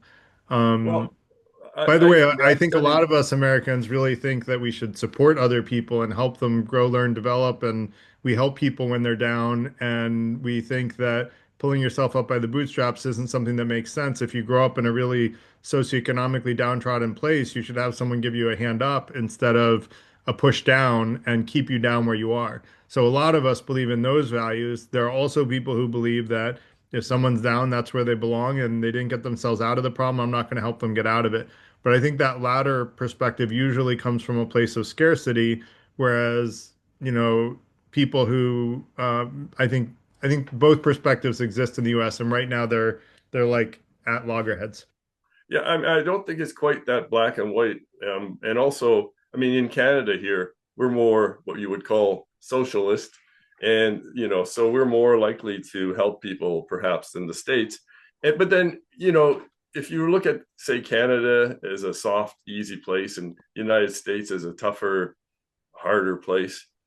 But, and I would say a lot of people in the world would look at the States and say, that makes more sense than these socialist countries. I mean, sure, Scandinavia can afford it because they have a small population and a lot of wealth. Maybe Canada is the same way, but not all countries can afford to be so benevolent. And it gets down to benevolence. And I don't personally, not being a no free will guy, I don't blame anyone for what they're doing. Like the homeless people, it's not their fault. But I'm just saying, if you look at the environment that you create in the country and the values, the cultural values, what are you trying to do, and how benevolent you can be? I mean, these are all questions that are not easily answered by your template. Well, I think with enough time and effort, they're not easily answered by the template, but I think they can be answered by the template if we filled it out for all the relevant facts, which we won't have time to do in a 2 hour session on one topic. But I think we can at least get everybody in the event a little closer to truth. And if we do that and we help create a little more consensus, we're at least moving in the right direction. And I don't know about you, but I'd really like to move in the right direction right now because what we're at right now doesn't feel good. Having this at loggerheads and people fighting at each other and like making fun of each other and belittling each other and that's not fun to me. So but I hear your point, David. I think we're in large agreement, and thank you for your comments. Can I make a one sentence Please. response to David? Of course. And this is for our Canadian folks, including myself. My husband was listening and he smiled and he said, Sona, he said, including yourself, this is the third person talking about Trump. He said, remind your group, he said, that you're not the one who has a farm in United States who is affected. You're not the one who's getting a welfare check, okay? So his point was like, yes, people voted for Trump, but today 27% of people who voted are regretting because they are affected by the decisions made by Trump. However, me as a Canadian sitting here, I can judge and say whatever I want because I'm not less affected. Yeah. You have healthcare, right? Like in America, we have 22 million people that have no healthcare. The only thing they can do is if they're in a critical emergency, go to the hospital, and they may even get kicked out of the first hospital they're sent to and go to another one because a lot of hospitals won't take those people and they give them cars to go to a less capable hospital. So we literally have people, and actually I think I think that healthcare is the biggest cause of bankruptcy in America. It's one of the top ones. So not having healthcare coverage is one of the main reasons people go bankrupt. The saddest part, though, Garrett, is, United States people, the majority, they believe that our healthcare is garbage. Mm-hmm. I am a living example that I think I cost the government over $1 million. I've been sick for 15 years. 15 years I've been sick. If I didn't have healthcare, I think I was dead today. Sorry to hear that. Well, I'm glad to hear that you got the healthcare, but I'm sorry to hear that you've been sick for 15 years. Yeah, But on the other hand, you can see how one of the arguments is with excellent healthcare, universal healthcare, eventually, and this is sort of happening in Canada, we're coming up against kind of how much can we spend? Can we spend more than the gross national product on healthcare? Because gradually it does increase because people who would otherwise not have had kids have kids because they are, and it just, so, I mean, I think eventually genetic screening will solve the problem, but you can see the arguments on both sides. And I think the American idea is, I'm just summarizing what I think maybe in the minds of people who are kind of running the states is, productive people who can afford to pay for healthcare should get healthcare, and a lot of the people who cannot afford it are kind of like, well, it's a nasty way of looking at things, so I don't want to say anymore. But and to be honest, I think David, there's a lot of people that think that. That's all. Yeah, I think that's a common mentality. So I'm not trying to dismiss the mentality, but I think it's a misunderstanding because when I researched healthcare in the American system, if we got everybody healthcare, the amount of people that could actually go back into the workforce would be drastically larger, and it would actually pay for itself after 20 years. After 30 years, it would be adding $400 million to $500 million to our economy. So actually, healthcare is a profitable enterprise for government if they were to invest in it. It's just that no one can get it passed. The closest anyone got was Obama, and he got a lot of people healthcare, but now that's being taken away by Trump. So that said, that's not tonight's topic, so I don't want to digress, but we will cover, I'm sure we'll cover healthcare and the Trump versus non-Trump perspective. So I'll look forward to talking with people about that then. And so Josh, how are you? Good, thanks. Yeah, I wanted to get to your faith that by sitting down and going over the facts with an opposing side, that you can convince them because you've done your due diligence in determining what is true. And I would say when it comes to complex issues that are based in worldviews, like especially political views, religious views, very, very complex views, they're very robust, and they're not subject to that kind of change on the basis of sitting down and giving alternate facts or what you think are the more correct facts. Within the scientific world, it's been said from some quarters that the old guard doesn't disappear because they've been convinced that their facts are wrong. They have to die off before the new generation can come and displace them. And I think I think that that's the first point I want to make when it comes to If you Yeah. could, Josh, just one point at a time because we have a lot of hands up. Is that okay? So let me just address that first one. I'm not doing this to convince people. That's not my goal. My goal is to learn other people's perspectives and help them learn my perspective, to learn from each other why the other one believes what they believe. And I'm hoping that we all learn from it. I think some What people will be convinced, and people may be convinced against what I say. I may be convinced against what I say too, and I'm okay with that. All I want to do is seek truth together. what do you do if you find that in massive numbers, let's say that you and there's many people like you that follow your method. We all sit down and try and do that on the other side, and you become colossally disappointed. You try your best, you do your best, and it doesn't work. What is your attitude toward that other side when you have to live with them and you have to deal with them politically? Do you judge them to be incorrect, which gives you a certain impetus then to act towards them in ways that operate on the basis of your judgment that they're incorrect? What I'm getting at here is there's another way of looking at it. By rather than saying that they're incorrect, that they're living a certain kind of a life and making certain kind of judgments, and those judgments are incorrect. Rather than looking at it that way, if you look at it in terms of, well, they have their truths which make sense to them.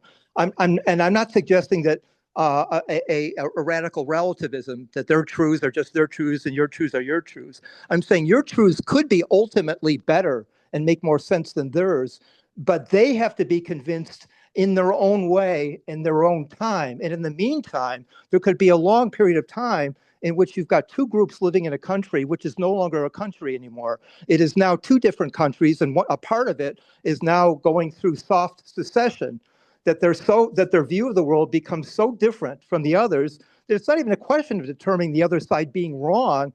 It's just that the other side's interests become colossally irrelevant to one side, and they're now no longer living in the same country. And maybe perhaps the best remedy, at least for a period of time, is separation, peaceful separation, respectful separation, going the hell their separate ways and not getting into the tussle for a while, because I don't think it will work until the sides are ready to be able to understand the other side. And sometimes that takes an awful long time. That can take decades or longer. In the meantime, there has to be a way of stopping the debates and the accusations back and forth and walking away from each other.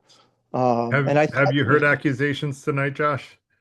Um, I've heard points of view which will turn into soft accusations. If they Mm, I didn't if make any accusations against any member tonight. There were Trump supporters. I clearly was against Trump, but I haven't made any accusations against the you credibility. made In an fact, act. I Yeah, complimented yeah, Bart, who agreed that he's a Trump supporter on yeah, his comments. I made yeah, positive, and this is what I think is missing, Josh. I yeah. understand your feeling about how dark things are today in the US, and it is dark. Let there be no question. It is very dark. I But don't think it's dark. what you also are saying, it sounds to me like, and tell me if I'm wrong, it sounds like you're saying, don't bother learning together. Don't bother seeking truth together. Don't bother trying to build a bridge. Just wait. And I'm not willing to wait. I want to build a bridge. I want to help Trump supporters understand non-Trump perspectives. I want to help non-Trump supporters understand Trump supporters. I want to be able to be comfortable agreeing to disagree if we've heard each other out, we've listened to each other with empathy, we've listened to understand, and we still don't agree with each other. Let's peacefully disagree. And I agree with you there, Josh. Yeah, let's peacefully disagree, but I'm not going to peacefully disagree with someone before I understand their perspective. And I'll be honest, I really don't understand the Trump perspective, even though I've had many conversations with Trump supporters. I've tried very hard to ask thoughtful questions, but I still don't get it. And that's why I'm doing these events, because I'm not the only one. When we had our event on Listening to Understand Trump supporters, we maxed out at 100 people. Like, I didn't have enough people that could fit in the Zoom. We would have probably had a lot more than that. And I'm not the only one that doesn't understand. And I think we all want to seek truth. And so let's seek truth together. And Okay, let's so not do it with the intent to convince. Let's do it with the intent to empathize with the other side. I agree with you. All I'm saying is, and I think that you've just said what I would suggest: two-pronged strategy. The first prong is what you just emphasized. Try your damnedest to Yes. understand them from their perspective, to try to put yourself in their shoes. Yep. Absolutely. Try your Yep. damnedest. But at the same time, here's the second prong: be prepared for the alternative strategy, which isn't to attack them, which is separation, to do your best to support and nurture your own community to go in the direction they need to go in. And that direction may be, at least for the meantime, in the opposite direction of the opposing community. So you need to have both, be prepared to do both strategies Yes. simultaneously, I right? agree with you 100%. And that's why, even though I'm an independent, I don't decide to like not say perspectives that make me seem liberal to some people. Because you know what? I'm going to speak my truth, even if the truth sounds liberal. I'm making that decision of my own free will, and I'm making it with my own critical thinking skills, and I'm doing it in what I believe is a completely objective way. And if I'm wrong, all right, someone's going to prove me wrong, and then I'll change my mind. I like to say it's okay to admit you're wrong. If you do it with good judgment, you're immediately right again. You're more right than you were before. So I completely agree with everything you're saying. And I'm not going to be disappointed if I don't convince every Trump supporter that comes, or if I don't even convince one Trump supporter to change their mind. I'm okay with that. I just want to better understand their perspective. I want them to better understand our perspective and to learn from each other and to realize that we can talk about these things without getting emotional and we can be polite about it. That's what's missing in America today. It's the dialogue. It's the journey. You know, there's a great Buddhist saying, there is no way to happiness. Happiness is the way. And that was mentioned by someone earlier. Our goal should not be to find the truth. Our goal should be to search for the truth together. Does that Yes. make sense? Yes, and the other thing you said, which was I thought was wonderful, which is, and it's the most difficult thing. In one sense, finding that you agree with somebody in a way is easy. It may take a lot of work to get there, but Yes. what's more difficult is what you said, to agree to disagree, to maintain the respect for somebody, even when you've tried your best and you find that you're not able to achieve agreement. Because Yep.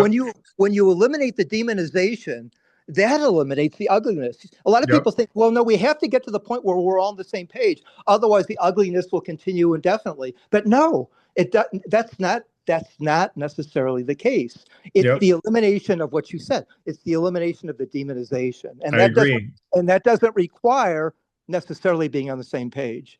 I agree 100%. It's so important we be able to agree to disagree, but I don't think we should agree to disagree before trying to Yes. understand each other. Yeah. Right. Yeah. Good. And I think a lot of people, when I talk with them, I have friends that are Trump supporters that are like, I won't discuss this with you.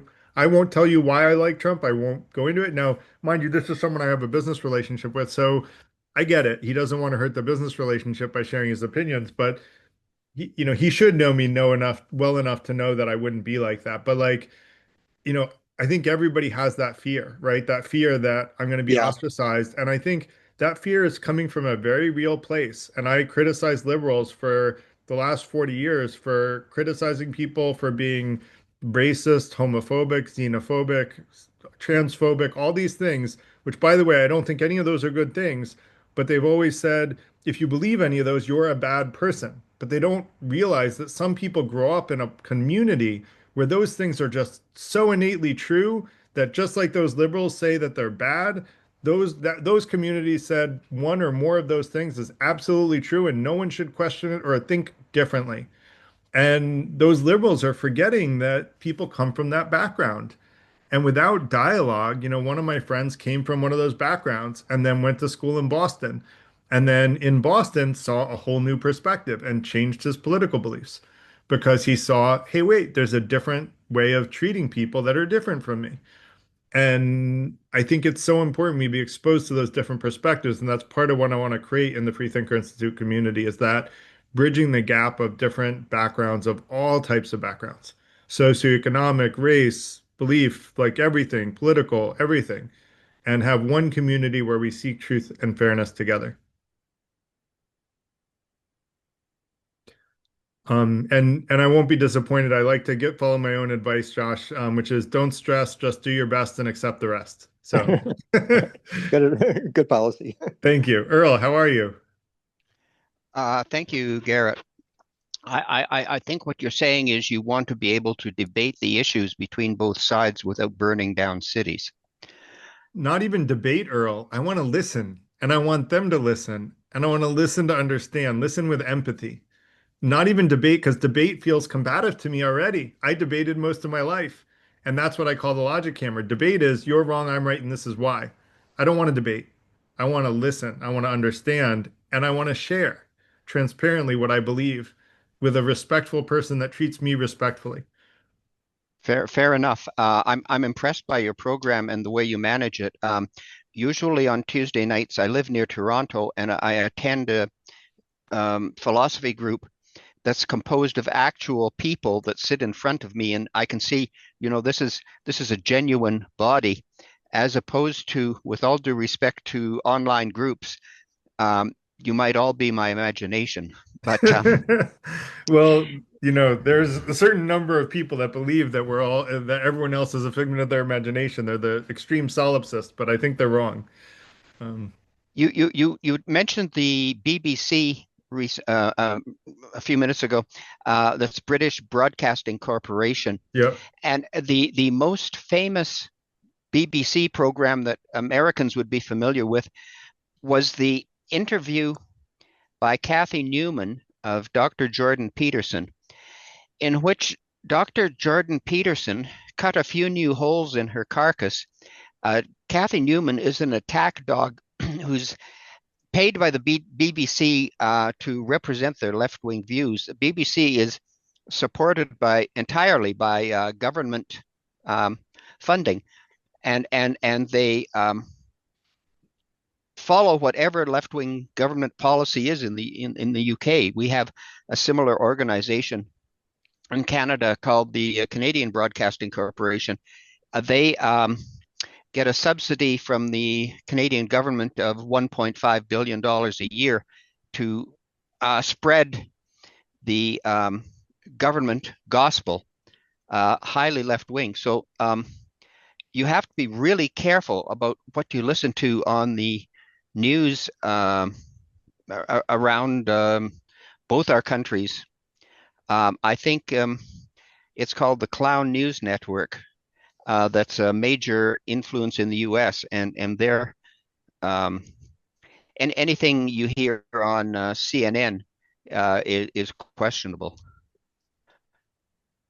So hear you completely. And actually, you taught me something in your comments because I always looked at the BBC as highly factual, and I did a little Google for media bias fact check. I disagree with you that they're left wing. They're actually considered a little right of center, but I was surprised that their fact-based score is mostly factual, not highly factual or very highly factual. Um, Mostly factual is good, actually, but it's not where I expected the BBC to be. So I appreciate you sharing your opinion. And yeah, and I hope you'll join us for the Trump supporter, non-Trump supporter perspectives to kind of get down to the facts of like what various perspectives believe, because I'd like to hear more details about how you come to your conclusions. Well, I think Trump promised to close the southern border, and I believe that's one of the things that he's done, whether you like it or not. I think he, in that case, was fairly effective at fulfilling a promise.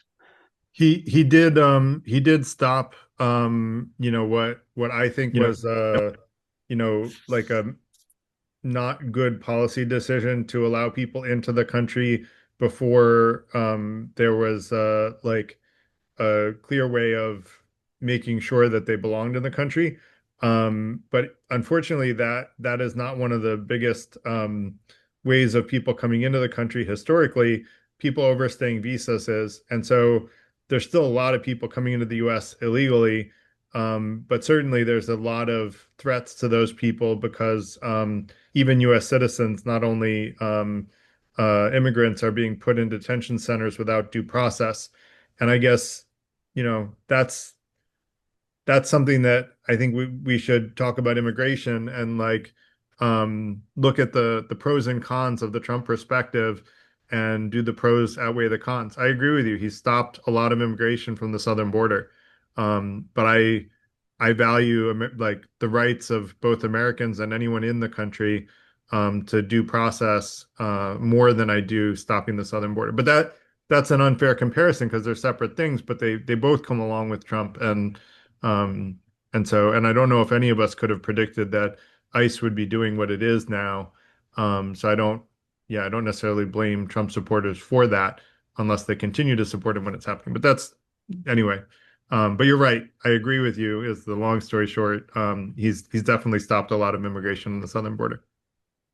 We have the same problem in Canada, and when an illegal immigrant lands in Canada, we pay them $300 a day plus free housing to make sure that they don't get sent to jail. Well, that's probably cheaper than them landing in jail, to be honest. In I think it was Norway, it was one of the Nordics that decided to solve their homeless problem by buying single bedroom apartments for every homeless person, and they actually saved money by doing it. And most people got back on their feet and became productive tax-paying members of society. Because the truth is, most people who are homeless, although there are substance abuse issues and there are mental health issues, but actually with healthcare, mental health issues and housing and support, mental health issues can often be addressed. And a lot of the problems that homeless, get people into a situation where they're homeless can be solved with giving that person a hand up instead of a handout. So I've been working on homelessness for 50 years. And in Canada, we have a system. We will pay anything and do anything to preserve the habitat of the five-lined skink, but never would we preserve the habitat of ordinary people. It's one of the biggest crimes on the planet that our housing system in Canada, which incidentally is twice as bad as any problem you have in the US. The homelessness problem? Oh yeah. In Canada, a house costs you $1 million. Well, depends on where you are in Canada, doesn't it? Not very much. We have 9 million square kilometers of vacant land in Canada, but it's against the law to live on it. You can't build a house. Completely vacant land, 9 million square kilometers, works out to about a quarter of a square kilometer per Canadian that's available to use. So in USD, the average. Yes, I have one of those pieces of thing from Napoli. Okay. What's sorry? that, Jeff? I think he may not have meant to be off mute. Oh. So the average home price in Canada in USD is about $600,000. The average in the US is 670 to 680,000. The median price in the US is 400 to 45. What's Canada? I don't see that.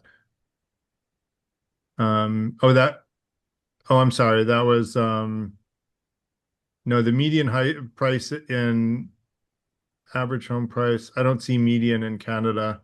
It does look like Canadian houses are more expensive than the US. We have a lot of very cheap real estate because we have more habitable land, you're right. And we also have more a lot of parts of our country that don't get quite as cold as Canada.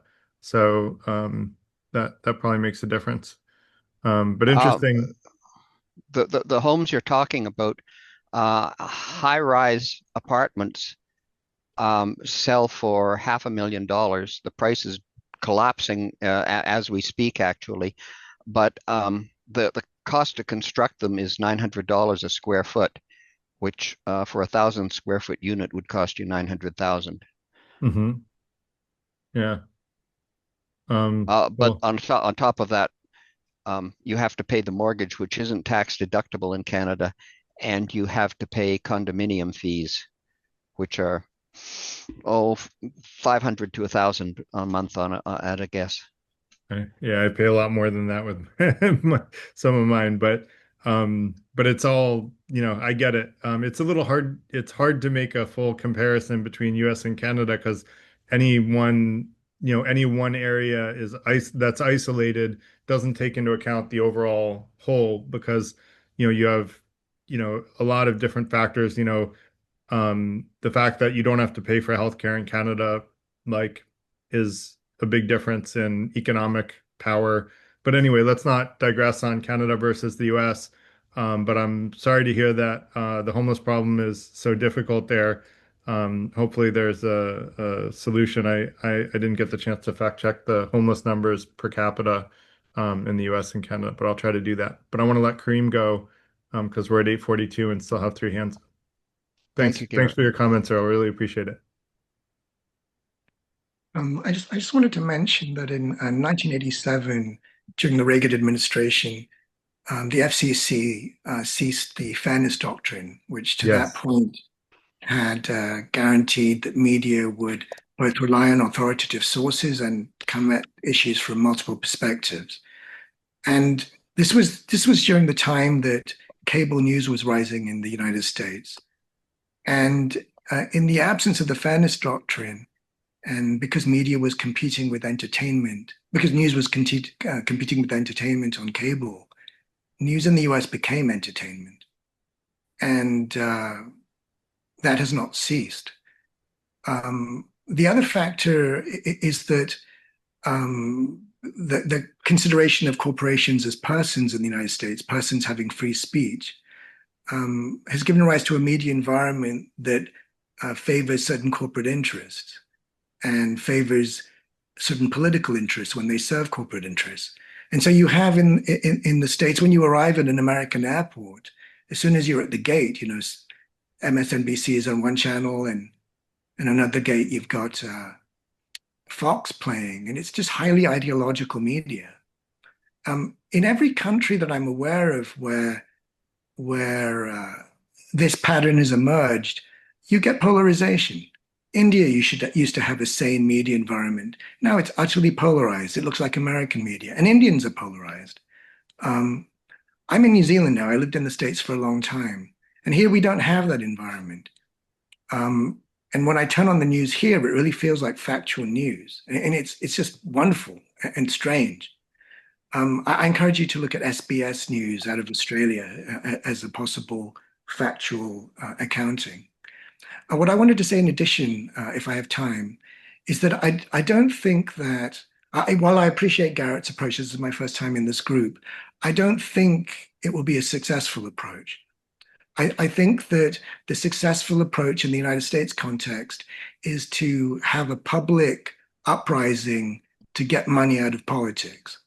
That this will ensure factual, more likely factual information in the media, which would then inform people better. I think the demands of looking for the facts, it's a very, very high demand, and that most people will not undertake it. I think the best we can hope for, um, if I've never played golf, which I haven't, and you ask me how to improve your golf swing, I ought to be humble enough to know that I'm not too fit to offer an opinion on that topic because I've never played golf. Um, we should be humble to know that when we talk of healthcare, if we're not an expert in healthcare, we really don't know about it. And today I heard people speak about healthcare, and I heard misstatements of the facts. And for instance, or really misstatements of assumptions. Also, I'll give a quick example. The United States spends 18% of its GDP on healthcare. It's the highest in the OECD, and yet it doesn't cover everybody. Canada, which was mentioned, spends about 12% of its GDP on healthcare and covers everybody. Australia about 11%, New Zealand about 9%. They all cover everybody. The US has the worst healthcare performance in the world in terms of infant mortality, maternal mortality, medical complications. If you look at the Commonwealth Fund report, which is the most authoritative report on comparative healthcare systems, the US comes last. Try to Not finish only your thought. last by a lot. The reason I mention this is the facts are hard to come by, and people often have the wrong assumptions about things because their assumptions have been drilled into them by a media that misinforms on purpose. And I don't think we can get away from that unless we get money out of politics. Thank you. Yeah, I agree with you. We need to get money out of politics. We did an event on Citizens United, which I'm very against. I want to educate more people about it. I learned about it from the Occupy Wall Street movement, which was crushed by, I believe it was a liberal government actually that we had that still crushed the Citizens United movement in Occupy Wall Street. I think that was under Obama. But yeah, we need to get money out of politics. I agree. But I also think that in order to get money out of politics, people have to see the fact that money is influencing politics, which comes to the fact finding and the understanding each other's perspective. I think we need to get rid of the polarization in America. So I'm going to try to do my little part in my little corner of the world and hope that it's helpful. And I do also want to get money out of politics, and we'll probably do a Citizens United event, like these other types of events where we get Trump and non-Trump perspectives, because I've heard a lot of people try to defend, that we should have money in politics. And I think it would be interesting to hold those opinions up and try to understand them better. I do agree with you that historically the facts are hard to come by, but these days with LLMs being free, you can ask an LLM to give you primary sources on just about anything you want, and you can even get it to pull facts together and do math for you and things. It's easier now than at any other time in human history to come to the facts related to a situation. I think your point might be that even though it's easy, people either don't know how to do it or don't want to spend the time on it. They're too busy doing other things. And I would agree with those things. But what I want to do is encourage other people that fact finding it can be fun if we do it in a way that is uniting us instead of dividing us and helping us realize that we're in the middle of not an ideological battle, which we are in the middle of, but we're in the middle of a hidden socioeconomic battle that not enough people are calling out. And we have to create an ideological peace in order to fight the real battle, which is the socioeconomic battle, which Citizens United basically gives everybody who's not, everyone who's ultra wealthy, an outsized voice in politics. Um, and Yeah. Does that make sense, Kareem? And oh, by the way, I really appreciate your knowledge of U.S. history about Reagan in the 80s getting rid of the Fairness Doctrine. That was the beginning of the decline of U.S. media. Like U.S. media was actually very reliable and started to get less and less reliable starting in the 80s because of Reagan ending the Fairness Doctrine. More people should have been up in arms about that earlier. And here we are suffering the results of people not fighting the good fight And I don't mean fighting the good fight as in debate. I mean, the understanding each other and, trying to defend what holds our democracy near and dear, which is letting free speech be shared. And when I say free speech, I don't mean credible threats of harm, which some people try to defend. What I meant to say very briefly is less that the facts are hard to get, it's that it's hard to change our assumptions. So, for instance, one assumption here today was that it costs more to cover everyone in healthcare. It Yes. actually costs less to cover everyone. And another assumption that Garrett, you made, uh, uh, I think you said, I'm not impugning you, I just noticed Yeah. it. No, please. I think you said that you were happy that Trump was being tough with China because China is authoritarian. That's an assumption. If you travel to China, I have multiple times, like four or and you five. have, Yeah. I found it to be much less authoritarian than the American caricature of China. But you And probably only visited. How many people do you know that lived in China for a decade? how many people do I know that have lived in China for a decade? Yeah. Um, Several, and China's my And understanding has changed a great deal. did they say that they were able to speak out against the government openly without threat of jail or death? No, that's true. So what I would say That's what is I that, mean by authoritarianism. I If you can't understand. speak out against your government and there's only one party in power and there's no democratic vote, that's authoritarian. Now, authoritarian doesn't mean taking people on the streets and, ravaging them like every day. Like, I don't know what you thought I meant by authoritarian, but what I mean by authoritarianism is there is no meaningful vote, and the people, the average citizens, don't get to put in place the representatives who are writing laws and in positions of power to put judges, et cetera. The power is not in the hands of the people, essentially. That I agree with, but Okay. I wanted people to know that if their characterization of authoritarian or their interpretation was that you're living in a state where you're routinely abused by the police or others, that's not how China operates. That the quality of life Well, in China if is you're Uyghur, Clearly, if you're Uyghur, I think the Uyghurs would disagree with you on that. yeah. yes, that's true. But then if you go to Shanghai or Beijing or Guangzhou, you'll see mosques all over the place. So Well, Uyghurs are a certain set of Muslims that are certainly being abused. But the my state the thing, state-sponsored religions are okay. The non-state sponsored religions, not so much. right. No, I don't disagree with any of that. But I think it's worth comparing the United States record with the Chinese record. And China, on that count, may not seem nearly as bad as Americans might think it is. Oh, I have a lot of I don't Chinese know, man. friends. I have a lot of Yeah. love for the Chinese people. I have so much love for the Chinese people that I'd like to see them running their own country. And I think the Chinese people would like to run their own country, but 300 million Chinese work for the Chinese government. So no one's about to overthrow that anytime too soon, I don't think. Although I have read reports that uprisings in China have been on the rise for the last 3 or 4 decades. So maybe there will be a people's revolution. Who knows? Like, I keep my fingers crossed because China's investing a lot in the automation of weapons and using AI in fighting. And if you get too much power in the hands of too few people, the atrocities get worse and worse. And China's number two in the world. If they become number one, which is likely to happen in the next couple of decades, especially the direction things are going in the US right now, then I think we're going to see a whole new leaf of China that is going to be more like the rest of the world is like feeling like the Uyghurs are now. And it'll be too late by that time if that time comes. So that's what I meant by standing up against China. I also give China a lot of credit. They've taken more people out of poverty than anyone else. So the Chinese government has done a lot of good for the Chinese people, which is why the Chinese people largely put up with the government policing, et cetera, et cetera. Although, are they putting up with it if they're rising in protest? But yeah, complicated. It's complicated, Kareem.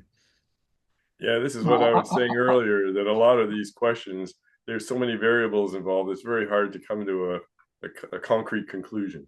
That's why you have to focus on one topic at a time. When I did the Listening to Understand Trump supporters, we were all over the place. We were covering a wide range of things. we need to narrow our scope to something that's tangible, where we can come up with a set of 5 or 10 facts that we can discuss and debate that are the most relevant facts. And we're going to try to have everyone bring the most relevant facts to bear. I would love for you guys to come to that event. I actually have to look up what our event is next week because I don't even remember. But yeah, I would love for people to come to the event when we're doing that to sort of help shape it. And feel free to go into the template between now and then. And I will probably be looking at it again between now and then. I'll probably look at it at least the night of so that we can. Oh, next week is lobbying good or bad? So I'm gonna put that in the chat for anyone interested in lobbying. I've often expressed a distaste for the way that lobbying has played out, but also an appreciation for the whole concept of lobbying. And so I think we're going to talk about the pros and cons of lobbying. I'm going to actually have a perspective from a Trump supporter on lobbying, and then I'm going to give another perspective on lobbying. And so it'll be interesting. So, Gene, you're on mute. Yeah. Um, okay. Let's see. I wrote some notes. Uh, the basic idea, I just joined about 15 minutes ago, but while you were talking about the importance of dialogue Yes. over debate. In other words, it's not a debate, it's a Yes. dialogue to learn. And it's now, oh, by the way, David Deutsch, the guy that I mentioned in that article about blah, blah, blah, great book, Beginning of Infinity. He talks a lot about progress. Progress is based on mutual criticism, and he addresses this issue. Now,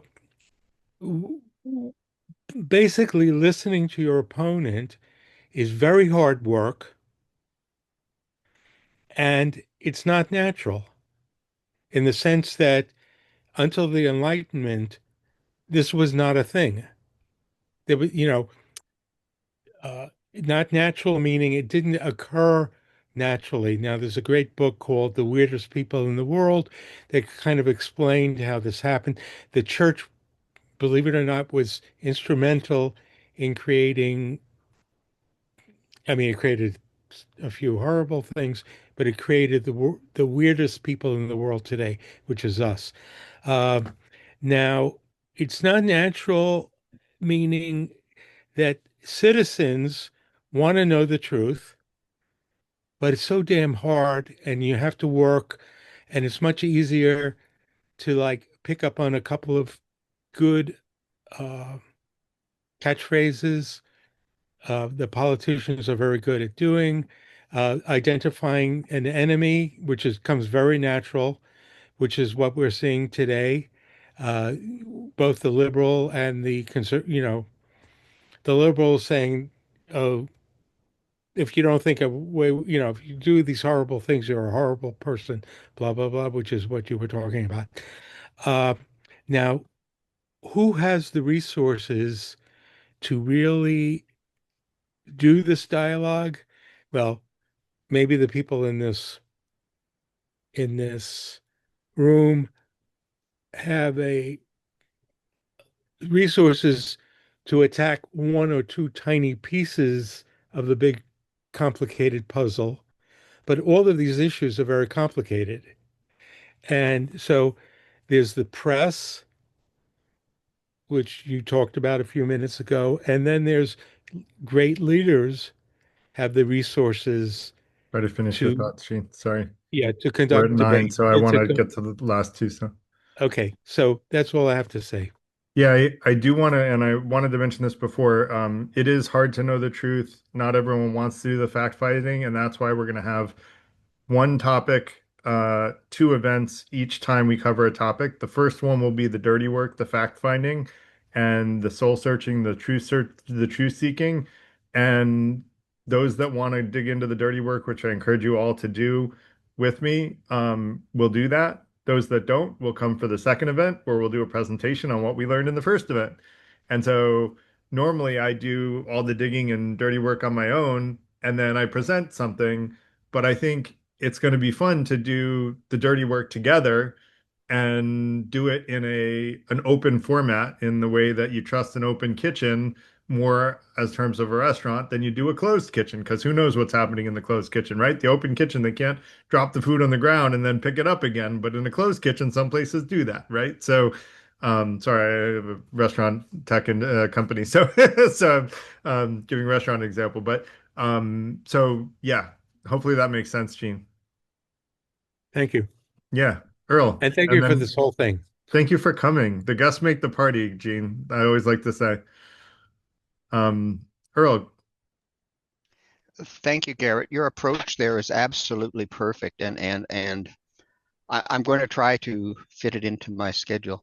Great. I just wanted to mention one of the wonders of the Canadian healthcare system, which is called MAID, M-A-I-D. It stands for Medical Assisted Assistance in Dying. And in 2024, it assisted 16,500 people to put them to sleep. It's now showing up as a percentage statistic. 5% of the number of deaths in Canada are caused by MAID. And it's only been in place for a couple of years, but they're expanding the reach. If you have a terminal sickness that is debilitating, they will put you to sleep. And if you have a psychological problem, like a young person with depression or some other psychological, then they're extending it so you can put people with a few emotional problems to sleep. And it saves the healthcare system billions of dollars every year. And I look forward to the time when major cause of death in Canada will be MAID, and anybody who's politically incorrect, you can just dispose of them. Thank you, Garrett. So yeah. So I don't know if you were joking or not, and I hope I didn't laugh in a disrespectful way, but it's a it's a I was laughing because I read this dystopian book, which was essentially shared with me by my nephew, which basically said that people after a certain age, where it was this hidden thing where people after a certain age were just put to death, period. I do think that physician-assisted suicide is what we call it in the US. You were calling it put to people to sleep, but I think for someone that has a painful, horrible death ahead of them and wants out, like I would probably choose that. I love life. I want to live, but if my next 3 to 6 months are going to be pure pain, drug, medications that make me non-cognizant and I can't even really meaningfully interact with my family, then I probably wouldn't mind physician-assisted suicide. I'd be okay with that. I think that it becomes a slippery slope if you start to talk about young people who have mental health issues. I think we should be giving them support and help and coaching and guidance. And, I think there's a lot of things that can be done to help someone get from a place of being a young suicidal person to a happy, healthy, well-adjusted person. And it's not an overnight trip, but it's a journey worth going after and trying for. So I'm know people that have advocated for physician-assisted suicide in the US. I think successfully. I think they actually passed the law, and I think it's in I think it's something like 80% of the people talked about the high cost of healthcare in the US. I think it's something like 80% of healthcare happens in the last like 2 or 3 years of someone's life. And so when you think about it that way, I have family members that fit into that category, right? And so I get it. And I don't want that to be me, right? Like if I'm like in that situation, I would rather do a physician assisted suicide and save everybody the money and then let my resources go to someone else. Now, I say that now when I'm faced with that situation, you guys can, play this video back to me on my deathbed. And if I make a different decision, try to get yourself in my position before you do that. But no, it's hard to know what you're going to do until you're in that position. I can say what I think in theory, but that's why I make the joke, because it's really hard to know what you're going to do. So Hospital administrators who are universally desperate to balance their budgets and get enough money in from the government into their hospital to continue operating will give you all kinds of counseling and advice when it comes to MAID. Well, I hear you. I think you're saying that they can be biased because they want to balance their budgets and reduce medical costs.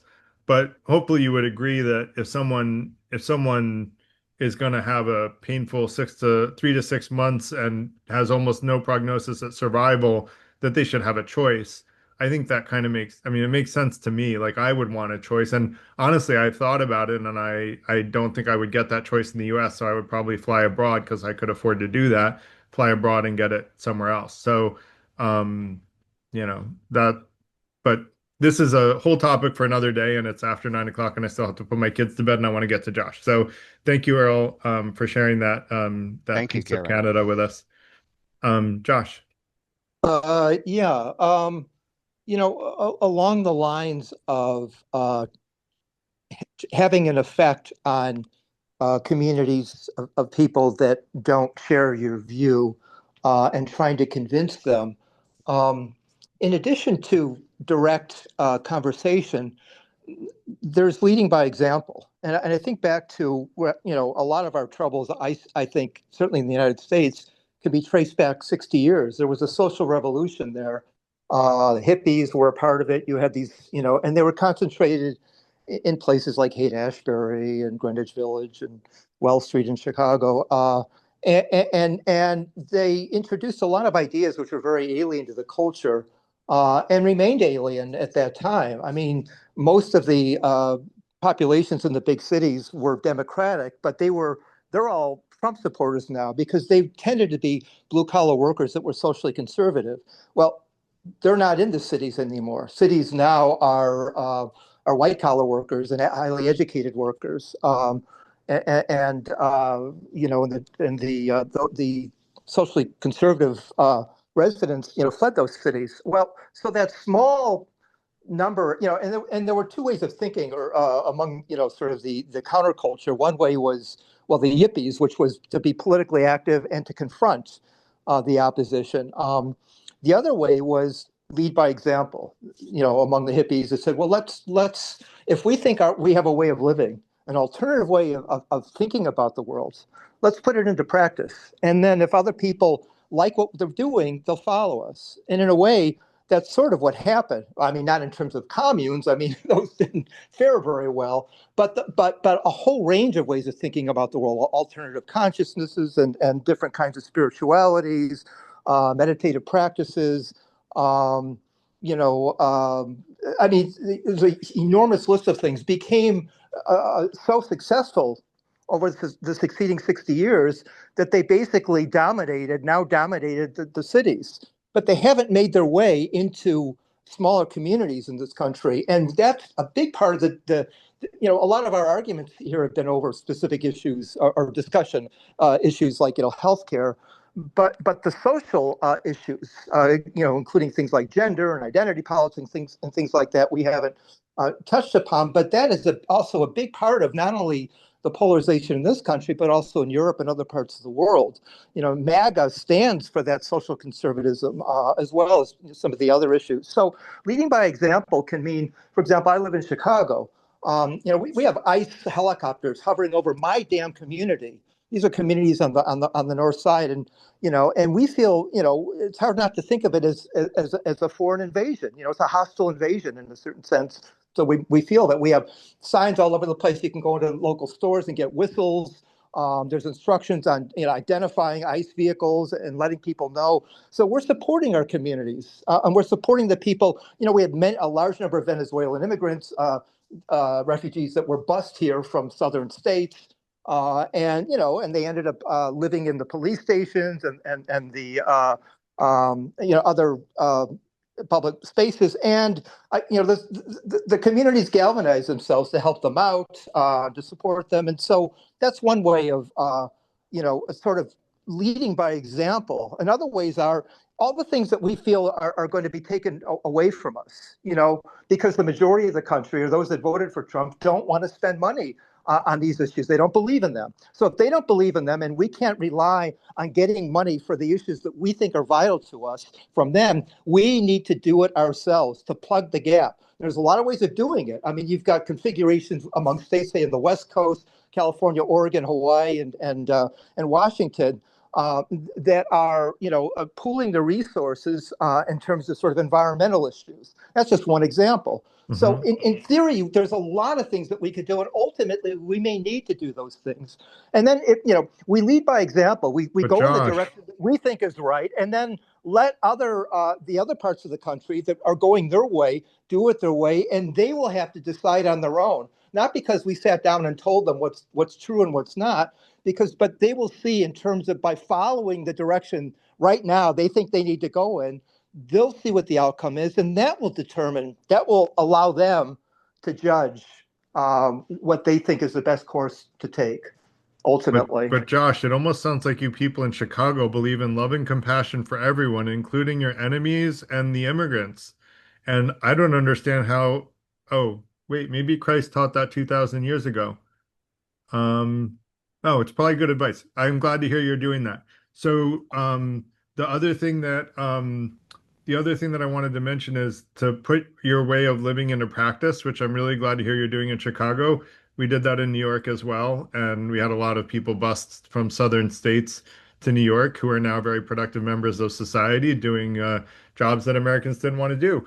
But that sort of putting our way of living into practice is what I'm trying to do in the Free Thinker Institute. And while I may be sarcastic and make jokes, I really do mean that I want to get all perspectives shared. I do believe in love and compassion for everyone, including our enemies and including foreigners. But I think living the way that we believe is right in our hearts is important. And I like to say we should never tell anyone to believe us because we're us. We should get them to be convinced because they, of their own free will and volition, believe what we say to be true is true. And that was something the Buddha taught, over 2,000, I think 2,400, over 2,400 years ago. And I really thought that there's very little better wisdom is to have no dogma and to tell everybody that they should trust themselves. I think most, if not all of the major evils that have happened in the world would not have happened if everybody did just that, trusted their own hearts. I don't think the Inquisitions would have happened if the average Christian had said, you know what, I think this torturing these people doesn't feel right. I guarantee people didn't feel right about that, but they also didn't feel comfortable speaking out against church leaders because at the time it was said that you can't get to God other than through the church. So these were their representatives to get them to heaven. And so they didn't feel comfortable speaking their own minds. Well, we need to create a world where everybody feels comfortable speaking their own minds, whether it's Trump supporters, non-Trump supporters, regardless of your background. Everyone should feel comfortable speaking their minds transparently. And then we should all listen to each other with an open mind and then hone our critical thinking skills so we can better discern fact from fiction and wisdom from folly. And with that said, thanks, Josh, for sharing what's going on in Chicago. I'm sorry to hear about the very real threats of credible threats of violence, because the whole idea of getting, I don't think enough people are in arms, even though we've had probably the largest protests that our country has ever known. Still don't think enough people are up in arms about the fact that our due process is being circumvented and that U.S. citizens as well as immigrants are being put into detention camps without due process. That's something that should make everybody upset. I don't care if you're a Trump supporter or not. That should upset everyone. Madeline, go ahead. Regarding your template, I do Yeah. think that trying to get to the truth is important. And then, of course, you have to deal with the fact that people are not always interested in the truth. They're just interested in what they feel is in their own interest. I agree with what you said about having to get beneath the surface, and that can help maybe open the minds of people who think something's in their interest when it isn't. And it can make people less defensive if you focus on getting to why they feel the way they do. I've been to crossing party lines, and this is what they really focus on doing, even more so than logic and facts, because they think that makes people defensive. They focus on people telling their own stories, because then maybe people will have more empathy towards one another, which really is, that might make them more interested in hearing the truth. Uh, and then at that point, maybe they will learn things they didn't know, people on both sides. For instance, people seem not to realize that DEI includes rural people, people in rural neighborhoods. No one complains about that. People have a natural tendency to try to see flaws in others, but not realize that they are taking advantage of a lot of things or in support of a lot of things that really contradict the criticism that they have about DEI for certain groups. If you do lacrosse or certain other sports and not just sports for poor people, that's part of DEI. Living in the East Coast or Midwest, etc., you're getting credit for DEI when you apply for college for all of that. So there's some hypocrisy there, people taking advantage of things while claiming that, oh, we're interested in merit and this and that. And maybe they don't even realize that that's what's happening. So anyway, I think all these things are good to use logic, get to people's experience, try to be respectful, and try to keep an open mind and realize maybe there's some things that you don't, that you're focusing on in others, but not really focusing on things that you're doing. Yeah, no, thank you, Madeline, and I appreciate the kind words and the suggestion. I tend to be like very analytical, and so while I think others in this space are taking the telling stories approach, I kind of want to try something different. I want to try the fact-based approach, and I'm willing to have people tell stories, totally fine. But what I want to do is look at why do two factions of American society believe in completely contradictory facts so strongly that they're willing to get into yelling matches and et cetera, et cetera. What makes people believe these things so strongly?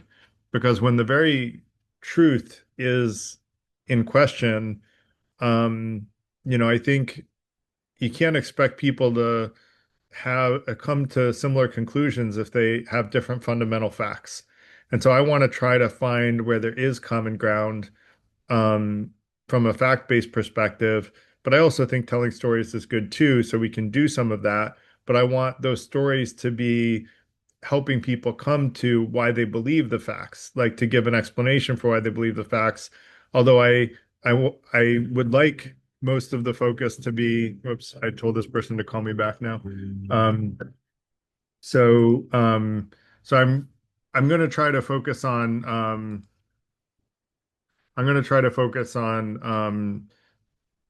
facts and why do we believe those facts are true, and doing it in a polite way so that people don't get emotional. Because I think you're right, we have to circumvent that emotional hijacking that happens when people talk about divisive topics. And storytelling is one way to do it. I'm going to try to do it by moderating for politeness and just reminding everyone that we have more to learn by listening than we do to say why someone else is wrong, and to give everybody a voice so that everybody can add their voice to this template. And you can put your perspective as perspective number one. I'll put mine as number two. And then we'll both listen to each other with an open mind, which is, hopefully going to teach us both at least why did someone else come to a different conclusion. I hope that makes sense. Yes, that makes sense. Cool. Well, thank you guys again. The guests make the party, so thank you all for making it a great party. This was a lot of fun. I hope you guys enjoyed it as well. Hope to see you back next week, where we will talk about the shoot, what was next week? I went on to the week after. Next week is lobbying, and then the week after that is listening to understand. We'll talk about the empathetic Socratic method in real conversations, which will be kind of our precursor into the Trump non-Trump perspectives. Michael, did you want to say something? Just want to say Happy New Year and a great 2026 to Thank everybody. you. Thank you, Michael. Happy New Year, everybody. It's been a very interesting year, to say the least. And I hope that 2026 brings us all a lot of happiness, joy, and fulfillment. And so I will look forward to seeing you all in the new year. Thank Thanks, you, everyone. Garrett. Good night.